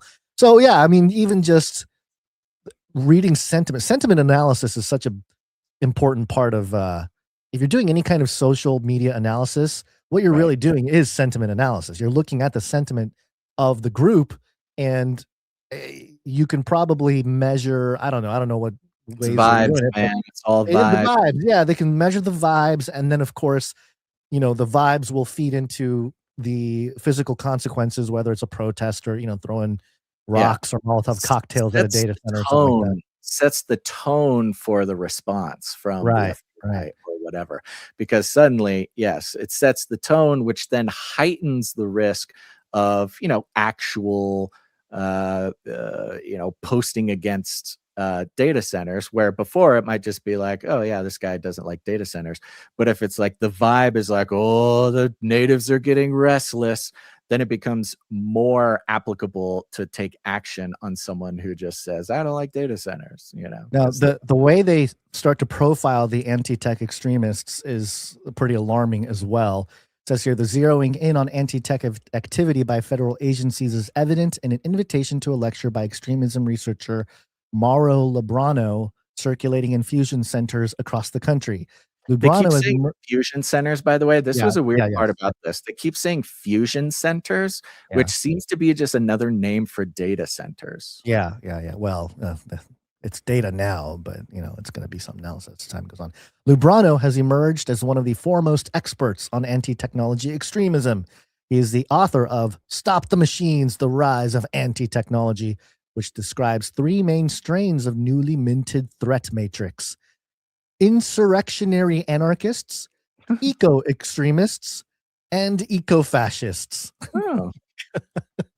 Lubrano's book identifies followers of Unabomber Ted Kaczynski, German anarchists, Mexican eco-extremists, and far-right fascists in the Terrogram Collective as distinct but aligned components of an emerging tech extremism movement. Love it. You got the anarchists, you've got the far-right fascists, you've got the eco. It's bringing people together. Look at this. This is bringing all the different factions of extremism together under one umbrella here. It goes on and talks about it. Now, I do want to mention before we run out of time here that we did interview somebody, Basil, way back in the day. His name was Dr. Hugo de Garis. And I just emailed him today to see if we can get him back on the show because his work was so relevant. He wrote that book called The Art-elect War. You've heard us rant about it in the past if you've been around. If you haven't, Dr. Hugo de Garis, I think this interview is from 2014, if I'm not mistaken. Here we go. April 2014, The Art-elect War with Dr. Hugo de Garis. Basically, he outlined this scenario where you're going to have these cosmists who believe that using AI and technology, we are not just building gods. Mostly we're going to build a god. We're building God on earth, basically, through this. Which is a totally normal thing for people to think these days. Nowadays, yeah. I mean, back in the day in 2014, people were thinking, what sci-fi novel are you writing? But really, he saw the writing on the wall, and that's why we felt so kindred when we were talking to him. It was like, oh, we get it. And so that's one group, the cosmists. And one could argue the current upper elite tech class, they are the cosmists. They want to build this deity out of AI and technology. There's another group called the Terrans, and their job or their desire is to maintain humanity. They're the bio people. They're like, no, let's stay human.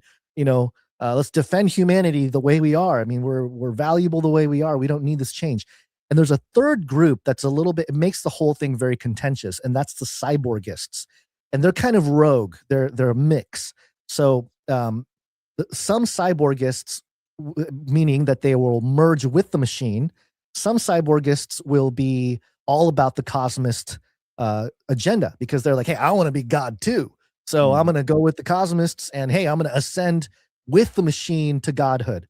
The other side of cyborgists will be more with the Terrans, and they'll say, yeah, we're going to enhance ourselves, with the technology that's available, but we're not trying to be God or gods over here. We're just trying to sort of, maintain our humanity and be that barrier. And so it's almost like what are those rogue? I'm trying to think of the Star Wars analogy where they're not of either the Empire or the Rebellion. Who are those folks that kind of, I don't know, the bounty hunters kind of thing. They're in the middle. They just kind of side with whoever. Maybe ideologically they lean one way or another. But it's a very interesting thesis.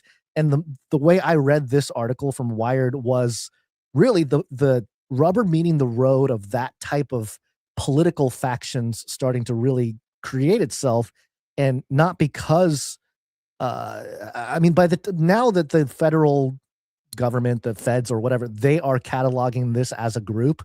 I mean, we're pretty far down the rabbit hole when it comes to this developing, and because you could just say Terrans, like anti-tech extremists. What do they want? Well, they don't want tech to completely take over.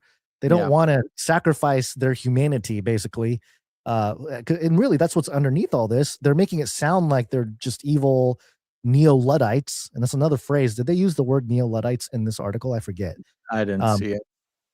But Luddites being people that are very against technology, neo-Luddites being the modern form of that.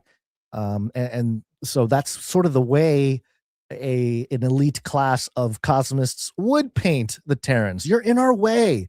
Why do you want to stop us from building God? Right. It's like this crazy thing.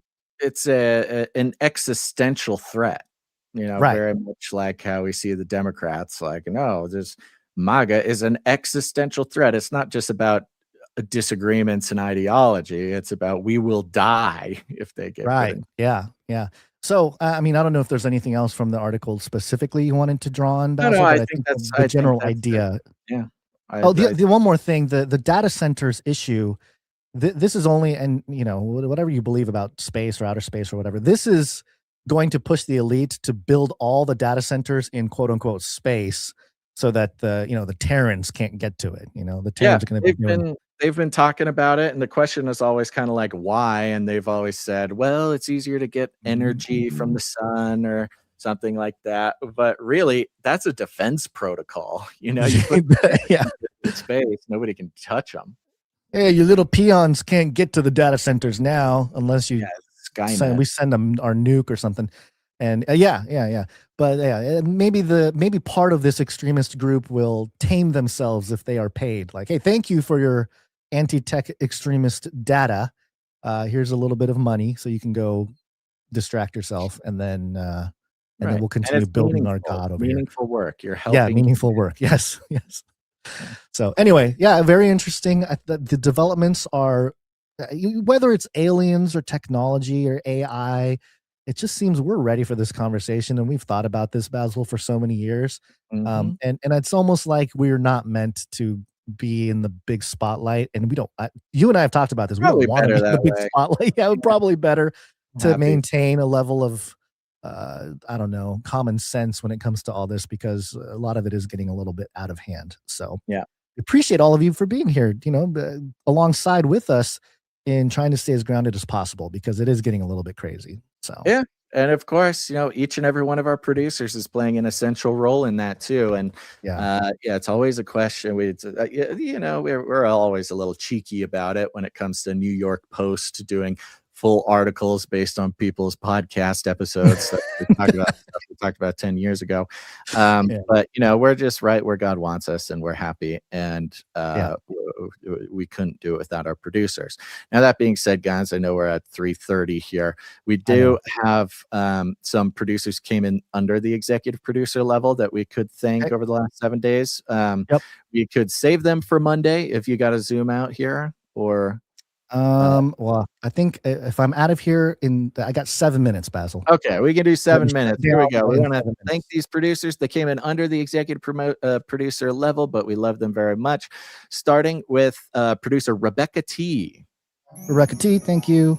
Rebecca T came in twice over the past 7 days. Came in once for 5432, and came in for 2345, 2345. Wow, she's having fun with those numbers. I love it. Yeah, yeah. And Rebecca T is on a 27 episode streak. Yeah, she is. I know we have still not shattered that highest and hardest glass ceiling, but someday someone will. There you go. Firmament bust. Next up, we got producer Marty Not Sir K, who came in for $40.77. Marty Not Sir K, thank you. And Marty Not Sir K sent a text message that says, just sent a little extra love gift in deepest gratitude and appreciation for you. Dearest brothers, I encourage you to make it a short show. This came in on Monday, Guns. Make it a short show, or even take the day off. I got to take the day off. Did you tell why I was gone on Monday? Yeah, your time machine broke down in the time. I was stranded out in the middle of nowhere. I was on a little Memorial Day trip, and it broke down. So, let's see here. Day off to rest and celebrate His love and mercy. I'm praying for you both and for Gonza's headache situation. Sincerely, Marty Not Sir K. Thank you, Marty. Thank you. Appreciate that, Marty. MVH Truth came in and joined the supply drop at 3333. All right. Thank you, MVH Truth. Go to canarycrysupplydrop.com, folks. That deadline's coming up. Joel V came in and produced for 3333 plus fees. Hey, there you go, Joel V. Illuminatus. Joel sent a bit of a long message here, but I can blast through it. It says, hello, brothers Basil and Gons. Producer Joel V here. After last Wednesday's show, low donation numbers, I just had to chip in an extra pocket full of threes plus fees in addition to my monthly donation. I hope it helps. God bless you guys. I love that God was speaking to a handful of people here to come in and produce after last week's sadness. I hope it helps. It does help. I urge all listeners to donate any amount and level up to producer. That's right. Get demooched, folks. You'll get that bonus of the supply drop too. With the recent mention of Demon Hunter and Christian metal, I'd like to mention a podcast that I helped produce for those of us that like our CCM, that's contemporary Christian music, Hard and Heavy, Midnight Metal Monastery. Okay, podcast called Midnight Metal Monastery. Midnight Metal Monastery is where faith meets fury, a sanctuary for those seeking spiritual depth and heavy riffs. We are the warrior monks of Christian rock, slamming the jams that worship worship the Lamb and serving the Almighty God. I invite Canary Cry listeners to search for Midnight Metal Monastery in their favorite podcast app. Please leave a 5-star rating and a review on Apple Podcasts, and do the same for CCNT while you're at it. Speaking of leaving rating and reviews, I was the lucky recipient of the most recent Surplus Supply Drop prize from the Sir Ike Rating and Review Challenge. The contents of the box was incredible. Basil, when you say the supply drop boxes are chock-a-block full, you are not exaggerating. DVDs, magnets, notebooks, stickers, t-shirts, CDs, to name a few. My absolute favorite, the Gonzo Prayer Hands cap. Anyone considering joining the supply drop will not be disappointed if they do. That's right, folks. canarycrysupplydrop.com. Go get on it. Godspeed to us all in this most interesting times. Cheers. May the grace of the Lord Jesus Christ and the love of God and the fellowship of the Holy Spirit be with you all. 2 Corinthians 13:14. Thank you, Joel V. Wonderful. Yeah. Thank you, Joel V. Appreciate that. Go check out I'll check out that podcast. Midnight Metal Monastery. Sounds like you're kind of jammed, Gons. Yep. Producer Michael C. came in for a nice round number. Thank you very much, Michael C. Good reminder, if you come in and produce the show in any amount, if you're coming for a nice flat number on the 10 or the 5, that's you telling us you prefer we don't disclose the amount. If you don't mind us disclosing the amount, do what a lot of these other producers do. Put 33 cents on there, 77 cents, 2, 3, 4, 5. Have some fun with the number. That's you telling us you don't mind us disclosing it.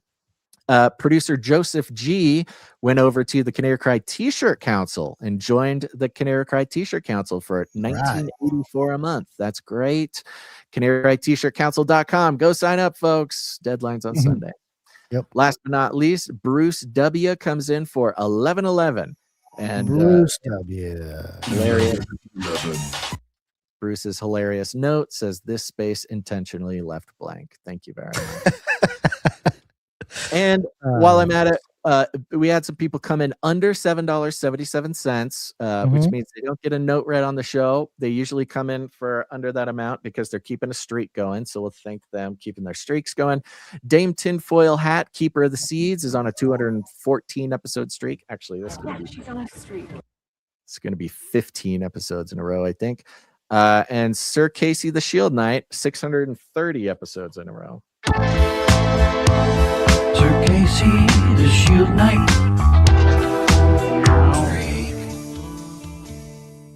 All right, we're going to get out of here in just a moment, but of course we have some producers to thank who come in with their time. They help us with their skills.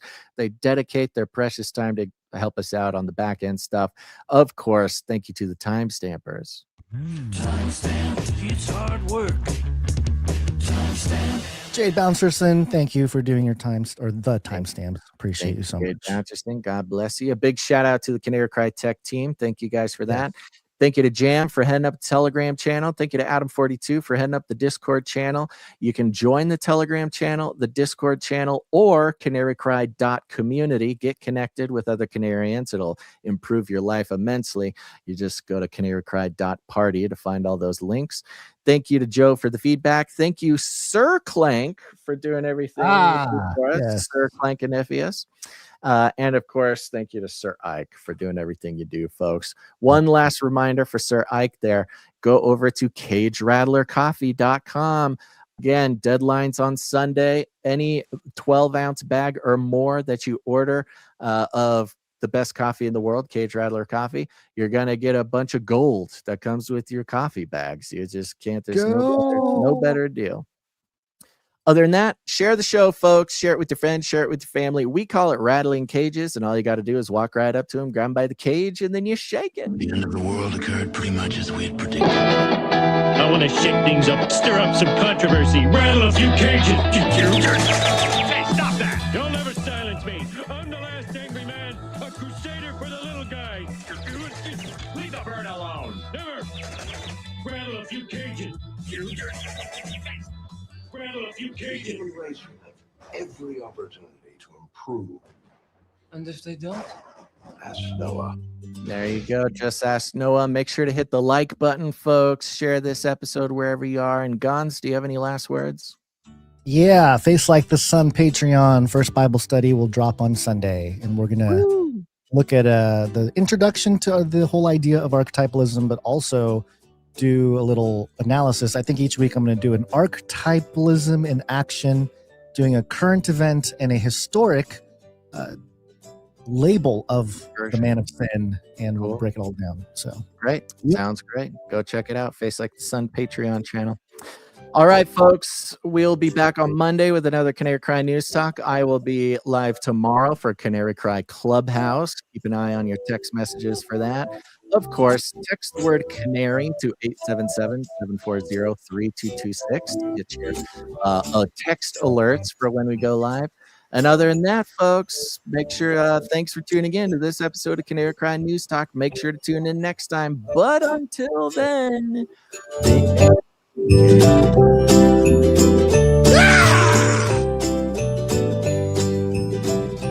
we're all gonna die. This is not about freedom or personal choice. Do not come back, you Nazi psychopaths. Remember, reality is an illusion. The universe is a hologram. Buy gold. Bye. Value for value. We take no money from corporations, commies, or cartels. Canary Cry.